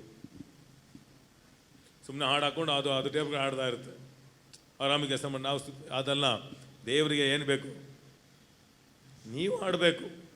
ಆಗ ನೀವು ಹಾಡುವಾಗ ಏನಾಗುತ್ತೆ, ಸ್ತುತಿಗಳ ಮಧ್ಯದಲ್ಲಿ ನಿಮ್ಮ ಮನೆ ಪ್ರಸನ್ನತೆ ಆಗುತ್ತೆ. ಅಂದರೆ ನಿಮ್ಮ ಯಾವ ಮನೆ ಸ್ತುತಿಸುವ ಮನೆ ಆಗುತ್ತೋ ಆ ಮನೇಲಿ ಯಾರು ಬಂದಿದ್ದಾರೆ, ಅಲ್ಲಿ ಕರ್ತನ ಏಂಜಲ್ಸು, ದೇವರ ಪ್ರಸನ್ನತೆ ದೇವರಲ್ಲಿ ಬಂದಿದ್ದಾರೆ. ಅದಕ್ಕೆ ಸ್ತುತಿಸುವವನು ದೇವರ ಪ್ರಸನ್ನತೆಯನ್ನು ಹೊಂದಿಕೊಂಡಿದ್ದಾನೆ ಅಂತಂದರೆ ದೇವರೇ ಅವನ ಜೊತೆ ಇದ್ದಾರೆ. ಅವನ ಫೀಲ್ ಮಾಡೋದಕ್ಕೆ ಸಾಧ್ಯ. ಎಷ್ಟು ಜನ ದೇವರ ಜೊತೆ ಇದ್ದಾರೆ ಅಂತ ಫೀಲ್ ಮಾಡೋಕ್ಕೆ ಇಷ್ಟಪಡ್ತೀರಾ? ನೀವು ಸ್ತುತಿಸೋರಾಗಿ ದೇವನ ಜೊತೆ ನೀವು ಫೀಲ್ ಮಾಡೋದಕ್ಕೆ ಸಾಧ್ಯ. ಆಮೇನ್. ಹಾಗೆ ಹೋಗೋಣ. 4ನೇದು ಕೀರ್ತನೆ 105:2 ಬೇಗ ಹೋಗೋಣ. ಧ್ಯಾನದ ಮೂಲಕ, ಎಲ್ಲೆಳಿ ಧ್ಯಾನ. ಈಗ ಇಲ್ಲೇ ಕೂತಿರ್ತೀರಾ, ಆಲ್ರೆಡಿ ಮನೆಗೆ ಹೋಗಿದ್ದೀರಾ, ಬೆಳಗ್ಗೆ ಟಿಫನ್ಗೆ ಏನು ಮಾಡೋಣ, ಇಲ್ಲೇ ಕೂತ್ಕೊಂಡು ಬರಿತಿರ್ತೀರಾ. ಅದಕ್ಕೆ ಅನೇಕ ಅನ್ಬಾರ್ದು, ಯಾಕಂದ್ರೆ ಇಲ್ಲ ಅವರು. ಯಾಕಂದರೆ ಇವತ್ತು ಆಕ್ಸಿಡೆಂಟಾಗಿ ಸಾಯ್ತಿರೋದ ಕಾರಣ ಏನು ಗೊತ್ತಾ, ಏನೋ ಯೋಚನೆ ಮಾಡ್ಕೊಂಡು ಹೋಗ್ತಿರ್ತಾರೆ. ಯಾಕಂದರೆ ನಿಮ್ಮ ಪವರ್ ಎಲ್ಲಿದೆ ಗೊತ್ತಾ, ನಿಮ್ಮ ಧ್ಯಾನದಲ್ಲಿಯೂ ನಿಮ್ಮ ಮಾತಿನಲ್ಲಿಯೂ ಬಹಳ. ಅದಕ್ಕೆ ದಾವೀದ ಹೇಳ್ತಾನೆ, ನಾನು ಹಗಲು ರಾತ್ರಿ ನಿನ್ನ ವಾಕ್ಯಗಳನ್ನು ಧ್ಯಾನಿಸುತ್ತಿರುವೆನು. ಅದಕ್ಕೆ ಬಾಯಲ್ಲಿ ವಾಕ್ಯ ಹೇಳ್ತಾರೆ, ಅದರ ಮೈಂಡಲ್ಲಿ ಏನಿದೆ, ಸೋಲಿನ ಧ್ಯಾನ. ಯಾಕಂದ್ರೆ ಏನೋ ಒಂದು ಥಿಂಕ್ ಮಾಡ್ತಾ ಇದ್ದೀರಾ. ಅದಕ್ಕೆ ನನ್ನ ಮನವೇ, ದಾವೀದ ಹೇಳ್ತಾನೆ, ನನ್ನ ಮನವೇ ನೀನು ಕುಗ್ಗಿ ಹೋಗಿರೋದೇನು, ನಿಮ್ಮ ಮನೆಗೆ ನೀವು ಹೇಳ್ಬೇಕು ಅನೇಕ ಸಮಯ. ಅದಕ್ಕೆ ಕೀರ್ತನೆ 103 ಹೇಳುತ್ತೆ, 1, 2, 3 6 ತನಕ ಏನು, ನನ್ನ ಮನೆ ಯೆಹೋವನನ್ನು ಕೊಂಡಾಡು, ನನ್ನ ಸರ್ವೇಂದ್ರಿಗಳೇ ಆತನ ಪವಿತ್ರ ನಾಮವನ್ನು ಕೀರ್ತಿಸಿರಿ. ನನ್ನ ಮನವೇ ಯೆಹೋವನನ್ನು. ಇದು ಸಭೆ ಲಾಸ್ಟಲ್ಲಿ ಮುಗಿಸೋ ವಾಕ್ಯ ಅಲ್ಲ, ಅಥವಾ ಪ್ರಾರ್ಥನೆ ನಿಲ್ಲಿಸೋ ವಾಕ್ಯಗಳಲ್ಲ. ಇದು ನಿಮ್ಮ ಚರ್ಚಲ್ಲಿ ಇದು ಹೇಳೋದೇ ಅಲ್ಲ ಬ್ರದರ್, ನಮ್ಮ ಚರ್ಚಲ್ಲಿ ಹೇಳಲ್ಲ ಬ್ರದರ್, ಅದಕ್ಕಾಗಿ ಇವಾಗ ಕೊಟ್ಟಿಲ್ಲ ಬ್ರದರ್. ಇದು ಬಂದು ನನ್ನ ಮನಕ್ಕೆ ನಾನು ಯಾವಾಗಲೂ ದೇವ್ರು ಮಾಡಿದ ಉಪಕಾರಗಳನ್ನು ಮರೆಯದಂತೆ ನನಗೆ ನಾನು ಬೋಧಿಸೋದಕ್ಕೆ ಕೊಡಲ್ಪಟ್ಟದ ವಾಕ್ಯ. ಆತನು ಮಾಡಿದ ಉಪಕಾರಗಳಲ್ಲಿ ಒಂದನ್ನು ಮರೆಯದಿರು. ಏನು ಉಪಕಾರ ಮಾಡಿದ್ರು ಅಲ್ಲಿಗೆ ಬಿಟ್ಬಿಟ್ರು ಅನೇಕರು. ಈ 4ನೇ 3ನೇ ವಾಕ್ಯ ಸ್ಟಾರ್ಟ್ ಆಗಿದೆ, ಏನು, ನನ್ನ ನನ್ನ ಜೊತೆ ಹೇಳಿ, ನನ್ನ ಎಲ್ಲ ಅಪರಾಧಗಳನ್ನು ಕ್ಷಮಿಸಿದವನು, ಸಮಸ್ತ ರೋಗಗಳನ್ನು ವಾಸಿ ಮಾಡಿದವನು, ನನ್ನ ಜೀವವನ್ನು ನಾಶನದಿಂದ ತಪ್ಪಿಸಿದವನು, ಪ್ರೀತಿ ಕೃಪೆಗಳೆಂಬ ಕಿರೀಟದಿಂದ ನನ್ನನ್ನು ಶೃಂಗರಿಸುವವನು, ಶ್ರೇಷ್ಠ ವರಗಳಿಂದ ನನ್ನ ಆಸೆಯನ್ನು ಪೂರ್ತಿಗೊಳಿಸುತ್ತಾನೆ. ಹದ್ದಿಗೆ ಬರುವಂತೆ ಯೌವನವನ್ನ ತಿರುಗಿ ಬರಮಾಡುವನು. ಯೇಸುವಿನ ನಾಮದಲ್ಲಿ ತಿರುಗಿ ಬರಮಾಡುವನು. ಏನೆಲ್ಲ ಕಳ್ಕೊಂಡಿದ್ದೀರೋ ಯೇಸುವಿನ ನಾಮದಲ್ಲಿ ತಿರುಗಿ ಬರಮಾಡುವನು. ಯೇಸುವಿನ ನಾಮದಲ್ಲಿ. ಹಲ್ಲೆಲೂಯ. ಯಾರು ಹೇಳ್ತಾ ಇರೋದು? ಅನೇಕ ಸಮಯ ನಿಮ್ಮ ಮನೆಗೆ ನೀವು ಹೇಳ್ಕೊಳ್ಬೇಕು. ಯಾಕೆ ಸುಮ್ಮನೆ ಚಿಂತೆ ಮಾಡ್ತೀವಿ, ನೀವು ಅದಕ್ಕೆ ಹುಚ್ಚರಾಗಬೇಕು. ಅನೇಕ ಸಮಯ ಯಾಕೆ ಇಲ್ಲ ಅಂತ ಯೋಚನೆ ಮಾಡ್ತೇವೆ. ತಿಂಗಳು ಕೊಡೋ ದೇವ್ರಿಗೆ ಕೊಡಲ್ವಾ? ನಿಮಗೆ ನೀವೇ ಹೇಳ್ಕೊಳ್ಬೇಕು.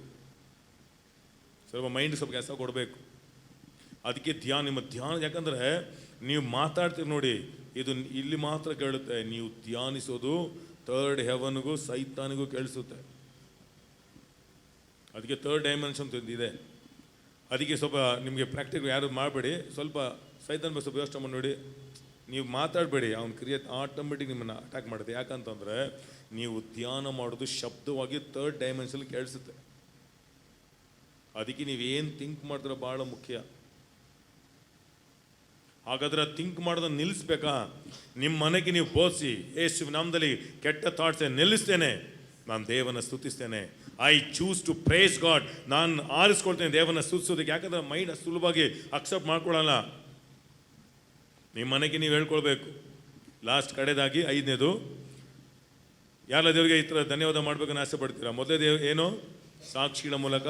ಎರಡನೇದೇನು? ಕಂಟಿನ್ಯೂಸ್ ಆಗಿ ದೇವರನ್ನ ಹುಡುಕೋದ್ರ ಮೂಲಕ. ಮೂರನೇದು ಸ್ತುತಿಗಳ ಮೂಲಕ. ನಿಮಗೆ ಏನು ಇಷ್ಟ, ಎಷ್ಟು ಸ್ಟ್ಯಾನ್ಸ ಬರುತ್ತೆ ಅಷ್ಟು ಮಾತ್ರ ಆಡಿ ಸಾಕು.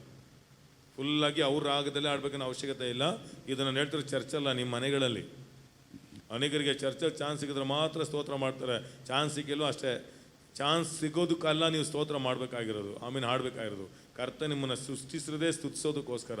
ಅದಕ್ಕಾಗಿ ನೀವು ದೇವರನ್ನ ಸ್ತೋತ್ರ ಮಾಡಿ ಅಷ್ಟೇ. ನಾಲ್ಕನೇದೇನು? ಧ್ಯಾನದ ಮೂಲಕ.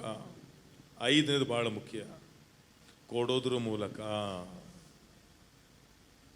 ನಿಮ್ಮ ದೇವರಿಗೆ ಸ್ತೋತ್ರ ಮಾಡೋದನ್ನ ಹೇಗೆ ನೀವು ಸ್ತೋತ್ರ ಅಂತ ಹೇಗೆ ನೀವು ತೋರಿಸ್ಬೋದು?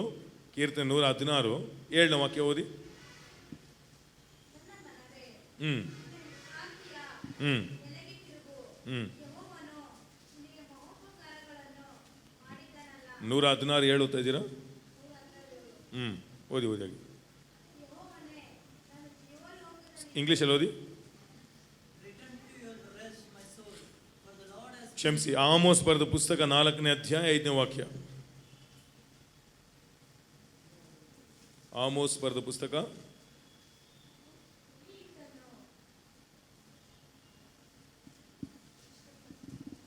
ಆಮೋಸ್ ಬರೆದ ಪುಸ್ತಕ 4ನೇ ಅಧ್ಯಾಯ 5ನೇ ವಾಕ್ಯ.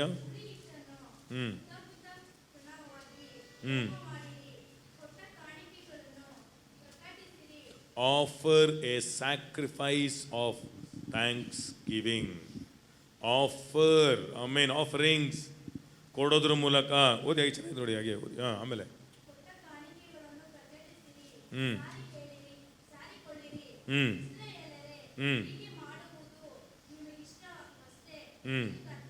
ಇದು ಕರ್ತನಾದ ಯೆಹೋವ. ನೋಡಿ, ಅಂದರೆ ನೀವು ಸ್ತೋತ್ರ ಹೇಳೋದನ್ನ ಕೊಡೋದ್ರ ಮುಖಾಂತರವೂ ನೀವೇನು ಮಾಡ್ತಾ ಇದ್ದೀರಾ? ದೇವರಿಗೆ ಕೃತಜ್ಞತೆಗಳನ್ನು ಸಲ್ಲಿಸ್ತಾ ಇದ್ದೀರಾ. ಇವಾಗ ಯಾರಿಗೂ ನಿಮ್ಗೆ ಯಾರೋ ಹೆಲ್ಪ್ ಮಾಡಿದ್ದಾರೆ, ಅವ್ರ ಹೃದಯನ ಗೆಲ್ಬೇಕು. ಹೇಗೆ ಮಾಡ್ತೀರಾ? ಅವ್ರಿಗೆ ನೀವು ಕೊಡ್ತೀರಾ. ಸನ್ಮಾನ ಹೇಗೆ ಮಾಡ್ತೀರಾ? ನೀವು ಥ್ಯಾಂಕ್ ಯು ಬ್ರದರ್ ಕೊಡ್ತೀರಾ ಇಲ್ವಾ? ಈಗ ಯಾರೋ ಒಂದು ಹಾಡು, ಒಳ್ಳೆ ಹಾಡು ಆಡಿದ್ರು, ತುಂಬ ಚೆನ್ನಾಗಿ ಆಡಿದ್ರು ಬ್ರದರ್, ಅದನ್ನು ಹೇಗೆ ಎಕ್ಸ್ಪ್ರೆಸ್ ಮಾಡ್ತೀರಾ ನೀವು? ಎಕ್ಸ್ಪ್ರೆಷನ್ ಹೆಂಗೆ ಬರುತ್ತೆ? ಹೇಗೆ ಬರುತ್ತೆ? ಕೊಡೋದ್ರ ಮುಖಾಂತರ. ಯಾಕಂದ್ರೆ ಕೊಡೋದೇನು? ಅದು ಯಾವುದನ್ನು ಸೂಚಿಸ್ತದೆ? ನೀವು ಕೃತಜ್ಞತೆ ಉಳ್ಳ ಒಬ್ಬ ವ್ಯಕ್ತಿ ಎಂಬುದನ್ನು ಸೂಚಿಸ್ತದೆ. Hallelujah, praise the lord, amen. ಯಾಕಂದರೆ ಇದು ಪ್ರಮಾಣ ಬರೀ ವಿಶ್ವಾಸಿಗೆ ಮಾತ್ರ ಅಲ್ಲ, ಇದು ಅನ್ಯ ಜನರಿಗೂ ಹೋಲುತ್ತೆ. ಯಾಕಂದರೆ ಈ ಕೊಡುವಾಗ ಏನಾಗುತ್ತೆ ಗೊತ್ತಾ? ಹೆವನ್ಸ್ ಓಪನ್ ಆಗುತ್ತೆ. ಅಪೊಸ್ತಲನ ಕೃತ್ಯಗಳ 10ನೇ ಅಧ್ಯಾಯದಲ್ಲಿ, ಆಮೇಲೆ ಯಾರು ಬೈಬಲ್ ತಿಳಿಸ್ಕೊಡಿ ನೋಡಿ, ಟೈಮ್ ಆಯಿತು. ಕೊರ್ನೆಲಿಯನ್ ಒಬ್ಬ ವ್ಯಕ್ತಿ, ಅವನೇನು ಮಾಡ್ತಿದ್ದ? ದಾನ ಧರ್ಮಗಳನ್ನು ಮಾಡಿ ಪ್ರಾರ್ಥಿಸುತ್ತಿದ್ದನು. ದೇವರೇನು ಮಾಡಿದ್ರು? ದೂತನನ್ನು ಕಳಿಸಿದರು. ಆಕಾಶ ತೆರಲ್ಪಟ್ಟು ಏನಾಯಿತು?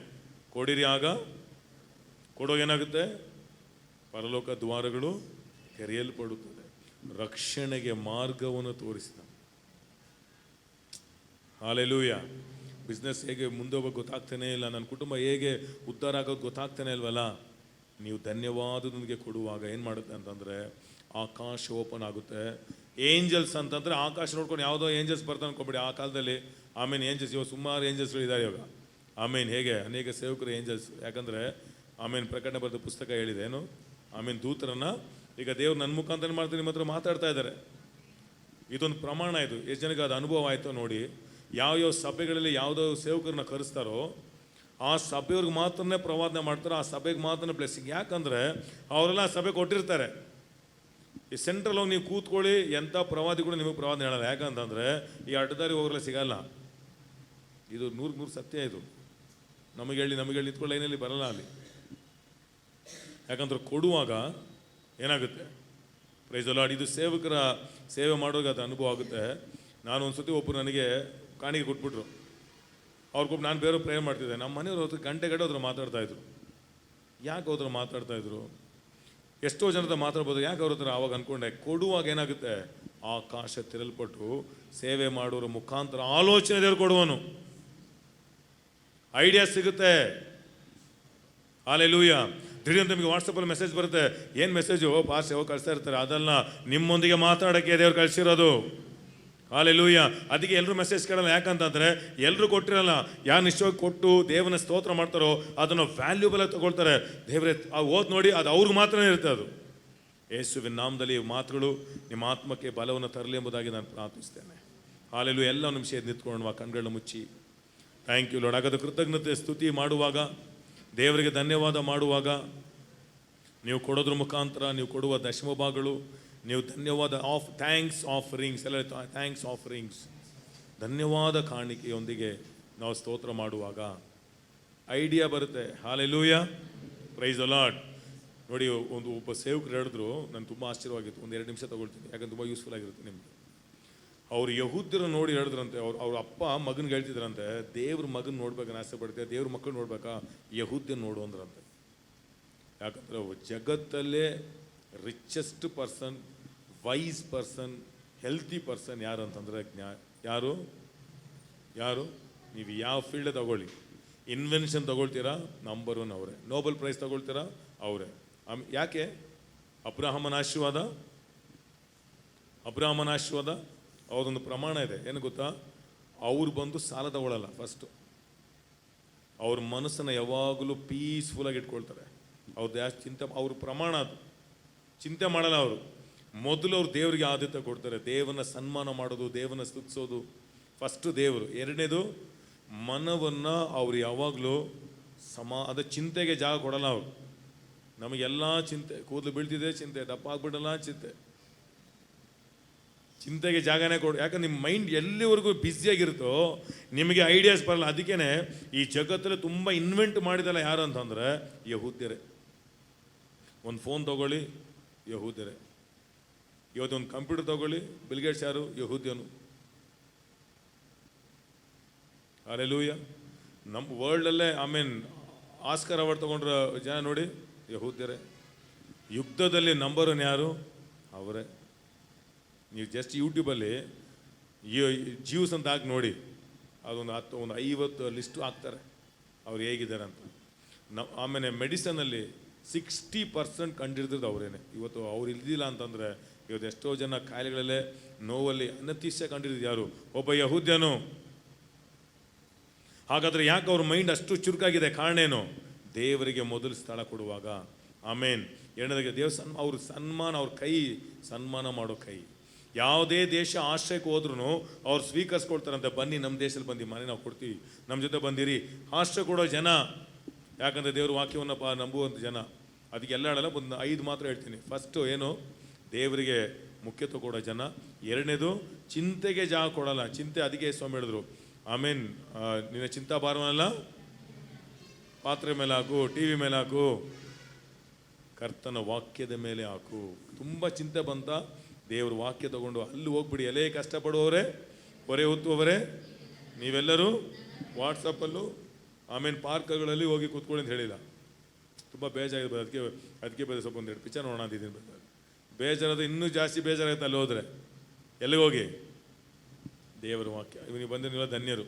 ಎಷ್ಟು ಜನ ಮೈಂಡ್ ಸ್ವಲ್ಪ ಫ್ರೀ ಆಗಿದೆ? ಆಮೇನ್. ಆಮೇಲೆ ಕೊಡೋದ್ರಲ್ಲಿ ಅವರು 2 ವಿಷಯ ಭಾಳ ಏನಂತಂದರೆ, ಅವರು ಸಾಲ ಮಾಡಲ್ಲ. ಇರೋ ಬಟ್ಟೆ, ಇರೋ ಮನೆ, ಇರೋ ಜೀವನ, ದೇವರೇ ನೀವು ನಮ್ಮನ್ನು ಬ್ಲೆಸ್ ಮಾಡಿ, ನಾನು ಉದ್ಧಾರ ಮಾಡಿ, ನಾನು ಅವ್ರಿಗೂ ವೆಯ್ಟ್ ಮಾಡ್ತೇನೆ. ಅದಕ್ಕೆ ಈ ಸಾಲ ಮಾಡೋ ದೇವರಾಜು ಕೊಡೋಕ್ಕಾಗಲ್ಲ. ಸೈತಾನ ಒಂದು ಜಾಲ ಏನು ಗೊತ್ತಾ? ಅನೇಕರನ್ನ ಸಾಲಗಾರ ಮಾಡಿದಕ್ಕೇ ಅವ್ರು ಕೊಡೋಕ್ಕಾಗದಿರೋ ಪರಿಸ್ಥಿತಿಗಳು ಬಂದಿದೆ. ಕರ್ತ ನಿಮ್ಮನ್ನು ಅಭಿವೃದ್ಧಿ ಮಾಡಿದೆ, ಕರ್ತ ನಿಮಗೆ ಆಶೀರ್ವಾದ ಮಾಡಿದೆ, ಕರ್ತ ನಿಮಗೊಂದು ಮನೆ ಕೊಡದೆ, ಕರ್ತ ನಿಮಗೊಂದು ಗಾಡಿ ಕೊಡದೆ, ನೀವೇನೇ ಪ್ರಯತ್ನ ಮಾಡಿ ತಗೊಳ್ಳಿ, ಅದೆಲ್ಲ ಅದು ಏನಾಗುತ್ತೆ? ಅದಷ್ಟು ನಿಮಗೆ ಹೃದಯಕ್ಕೆ ಸಮಾಧಾನ ತರೋದಿಲ್ಲ. ಆದರೆ ಕರ್ತನ ಆಶೀರ್ವಾದವು ಐಶ್ವರ್ಯವನ್ನು ತರುತ್ತದೆ, ಅದರೊಂದಿಗೆ ವ್ಯಸನವನ್ನು ಸೇರಿಸೋದು.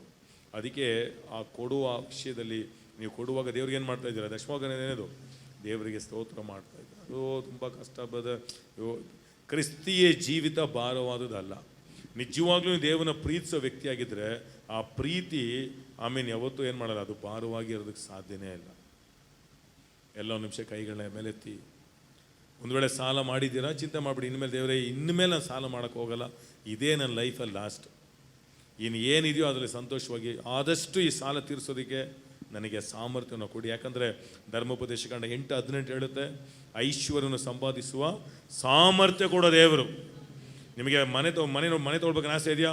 ದೇವರೇ, ಮನೆಯನ್ನು ಕಟ್ಟೋದಕ್ಕೆ, ಮನೆ ತಗೊಳ್ಳೋಕ್ಕೆ ನನ್ನಲ್ಲಿ ಸಾಮರ್ಥ್ಯ ಇಟ್ಟಿದೆ ದೇವರೇ, ಅದನ್ನು ಹೆಚ್ಚಿಸು, ಸರಿಯಾದ ಜಾಗಗಳಿಗೆ ಕಳುಹಿಸು ಅಂತ ಸಾಮರ್ಥ್ಯ ಹೆಚ್ಚಲಿ. ನಿಮ್ಮೊಳಗೆ ಬಿಸ್ನೆಸ್ ಸಾಮರ್ಥ್ಯಗಳಿದೆ, ನಿಮ್ಮಲ್ಲಿ ಎಷ್ಟೋ ದೊಡ್ಡ ದೊಡ್ಡ ಕಾರ್ಯ ಮಾಡೋ ಸಾಮರ್ಥ್ಯ ಇದೆ, ಅದನ್ನು ಹಾಗೆ ಅಡಗಿಸ್ಬಿಡ್ಬೇಡಿ. ದೇವರಿಗೆ ಅವಕಾಶ ಕೊಡುವಾಗ ದೇವರದನ್ನು ಎತ್ತಿ ನಿಮ್ಮನ್ನು ಆಶೀರ್ವಾದ ನಿಧಿಗಳಾಗಿ ಕರ್ತನ ಮಾರ್ಪಡಿಸುವನು ಯೇಸುವಿನ ನಾಮದಲ್ಲಿ. ಕರ್ತನೇ, ನಿಮಗೆ ವಂದನೆ ಸ್ವಾಮಿ. ಯೇಸುವಿನ ನಾಮದಲ್ಲಿ ಈ ದಿನದಿಂದ ಇವರ ಬಾಯಿಗಳಲ್ಲಿ ಸಾಕ್ಷಿಗಳು ಹೊರಡಲಿ, ಸ್ತುತಿ ಹೊರಡಲಿ, ನಿನ್ನ ಸಮ್ಮುಖವನ್ನು ಹುಡುಕಲಿ. ಯಾಕಂದರೆ ಆಕಾಶ ತೆರಲ್ಪಟ್ಟು ಯೋತಾಮನು ಬಲವುಳ್ಳ ವ್ಯಕ್ತಿಯಾದನು. ಯೇಸುವಿನ ನಾಮದಲ್ಲಿ ಅವನು ಕರ್ತನೆಯ ಸಿಟಿಗಳನ್ನು ಕಟ್ಟಿದನು, ಅನೇಕ ಮನೆಗಳನ್ನ ಕಟ್ಟೋರಾಗಿ ಮಾರ್ಪಡಲಿ, ಅನೇಕರ ಜೀವನಗಳು ಕಟ್ಟಲ್ಪಡಲಿ. ಯೇಸುವಿನ ನಾಮದಲ್ಲಿ ಐಶ್ವರ್ಯ ಸಂಪಾದಿಸುವ ಸಾಮರ್ಥ್ಯ ಸಿಗಲಿ. ಕರ್ತನಿಗಾಗಿ ನೀವು ಜೀವಿಸುವಾಗ ದೇವರು ವಾಕ್ಯ ಹೇಳುತ್ತೆ, ನೀನು ಒಪ್ಪಿ ವಿಧಿಯರಾದರೆ ದೇಶದ ಮೇಲನ್ನು ಅನುಭವಿಸುವಿ. ದಿ ಬೆಸ್ಟ್ ನಿಮ್ಮ ಜೀವನದಲ್ಲಿ ನಿಶ್ಚಯವಾಗಿ ಬರಲಿದೆ ಯೇಸುವಿನ ನಾಮದಲ್ಲಿ. ಯಾವಾಗ ನೀವು ತೀರ್ಮಾನ ಮಾಡಿದರೋ ಯೇಸುವಿನ ನಾಮದಲ್ಲಿ ದಿ ಬೆಸ್ಟ್ ಜೀವನ, ದಿ ಬೆಸ್ಟ್ ಕುಟುಂಬ, ದಿ ಬೆಸ್ಟ್ ಮಕ್ಕಳು, ದಿ ಬೆಸ್ಟ್ ಮನೆಯವರು, ದಿ ಬೆಸ್ಟ್ ಸೇವೆ, ದಿ ಬೆಸ್ಟ್ ಯೇಸುವಿನ ನಾಮದಲ್ಲಿ ಅನುಭವಿಸುವ ಯೇಸುವಿನ ನಾಮದಲ್ಲಿ. ಕರ್ತನು ಹುಡುಕುವ ವ್ಯಕ್ತಿ ಆತನು ಬಲವುಳ್ಳವನಾಗುವನು, ಸಾಮರ್ಥ್ಯವುಳ್ಳ ವ್ಯಕ್ತಿ ಆಗುವನು, ಆತನ ತನ್ನ ಕುಟುಂಬವನ್ನು ಕಟ್ಟಿಕೊಳ್ಳುವನು, ಮತ್ತೆ ಎದ್ದೇಳುವನು ಯೇಸುವಿನ ನಾಮದಲ್ಲಿ. ಮತ್ತೆ ತಿರುಗಿ ಬಾ ಯೇಸುವಿನ ನಾಮದಲ್ಲಿ. ಇವತ್ತೊಂದು ವೇಳೆ ಹೊಸದಾಗಿ ನೀವು ಈ ಸಂದೇಶ ಕೇಳುವುದು ಯಾವುದರೆ, ಇದ್ಯಾವುದೋ ಮತ ಬದಲಾಯಿಸುವಂಥದ್ದಲ್ಲ. ಇದು ಮನುಷ್ಯನ ಹೃದಯ ದೇವರಿಂದ ದೂರವಾಗಿದೆ. ದೇವ ನಿಮ್ಮನ್ನು ಕರೀತಾ ಇದ್ದಾರೆ, ದೇವರ ಸಮ್ಮುಖಕ್ಕೆ ನಿಮ್ಮನ್ನು ಕರೀತಾ ಇದ್ದಾರೆ. ಮತ್ತೆ ದೇವರೇ ಆಮೇನ್, ಸ್ತೋತ್ರ ರಾಜ್ಯ. ಯಾಕಂದರೆ ದೇವರು ವಾಕ್ಯ ಹೇಳುತ್ತೆ, ಪಾಪ ಕೊಡುವ ಸಂಬಳ ಮರಣ. ದೇವ ನಿಮ್ಮನ್ನು ಕೊಲ್ತಾ ಇಲ್ಲ, ಪಾಪು ನಿಮ್ಮನ್ನು ಕೊಲ್ತಾ ಇದೆ. ಪಾಪು ನಿಮ್ಮನ್ನು ದೇವರ ಸಮ್ಮುಖದಿಂದ ದೂರ ಮಾಡ್ತಾ ಇದೆ. ಪಾಪು ನಿಮ್ಮಲ್ಲಿರುವ ಸಾಮರ್ಥ್ಯ ಅಡಗಿಸ್ತಾ ಇದೆ. ಆದರೆ ದೇವರು ವಾಕ್ಯ ಹೇಳುತ್ತೆ, ಪಾಪನ ಒಪ್ಪಿಕೊಂಡು ದೇವರ ಕಡೆಗೆ ತಿರುಗಿದಾದರೆ ಆತನು ಕರುಣಾಮಯನು, ನಿಮ್ಮ ಪಾಪಗಳನ್ನ ಕ್ಷಮಿಸಿ, ನಿಮ್ಮನ್ನು ಸ್ವೀಕರಿಸಿ, ನಿಮ್ಮನ್ನು ಆಶೀರ್ವದಿಸಿ, ನಿಮ್ಮನ್ನು ಅಭಿವೃದ್ಧಿ ಪಡಿಸುವನು. ಈಗಲೇ ಆಶೀರ್ವಾದ ಮಳೆ ಯೇಸುವಿನ ನಾಮದಲ್ಲಿ ಒಬ್ಬೊಬ್ಬರ ಮೇಲೆ ಇಳಿಯಲೇ ಯೇಸುವಿನ ನಾಮದಲ್ಲಿ, ಇಳಿಯಲೇ ಯೇಸುವಿನ ನಾಮದಲ್ಲಿ. ಹೊಸ ಅಭಿಷೇಕ ಇಳಿಯಲೇ ಯೇಸುವಿನ ನಾಮದಲ್ಲಿ, ಹೊಸ ದಯ ಇಳಿಯಲೇ ಯೇಸುವಿನ ನಾಮದಲ್ಲಿ, ಆರೋಗ್ಯದ ಮಳೆ ಇಳಿಯಲೇ ಯೇಸುವಿನ ನಾಮದಲ್ಲಿ. ರಿಲೀಸ್ ಮಾಡ್ತೇನೆ ಯೇಸುವಿನ ನಾಮದಲ್ಲಿ, ರಿಲೀಸ್ ಮಾಡ್ತೇನೆ ಯೇಸುವಿನ ನಾಮದಲ್ಲಿ. ಬಾಯಿಗಳ ಕಟ್ಟುಗಳನ್ನು ಮುರಿಯುತ್ತೇನೆ, ಸ್ತುತಿಸು ಬಾಯಿಗಳ ತೆರೆದಿನ್ನು. ಕರ್ತನ ಆರಾಧಿಸು ಯೇಸುವಿನ ನಾಮದಲ್ಲಿ. ಆರಾಧಿಸುವಾಗ ಸೌಲನು ಆರಾಧಿಸುತ್ತಿರುವಾಗ ಹೇಗೆ ಎಲ್ಲ ಬಾಗಿಲು ತೆರೆಯಲ್ಪಡಿತೋ ಹಾಗೆ ನಿಮ್ಮ ಜೀವನದಲ್ಲಿ ಏನೆಲ್ಲ ಬಾಗಿಲು ಮುಚ್ಚಲ್ಪಟ್ಟಿತೋ ಅದು ತೆರೆಯಲೇ ಯೇಸುವಿನ ನಾಮದಲ್ಲಿ. ಎಲ್ಲ ಸ್ತುತಿ ಘನ ಮಾನ ಮಹಿಮೆ ನಿಮ್ಮೊಬ್ಬರಿಗೆ ಸಲ್ಲಿಸ್ತೇನೆ ಯೇಸುವಿನ ನಾಮದಲ್ಲಿ ತಂದೆಯಾದ ಆಮೆನ್.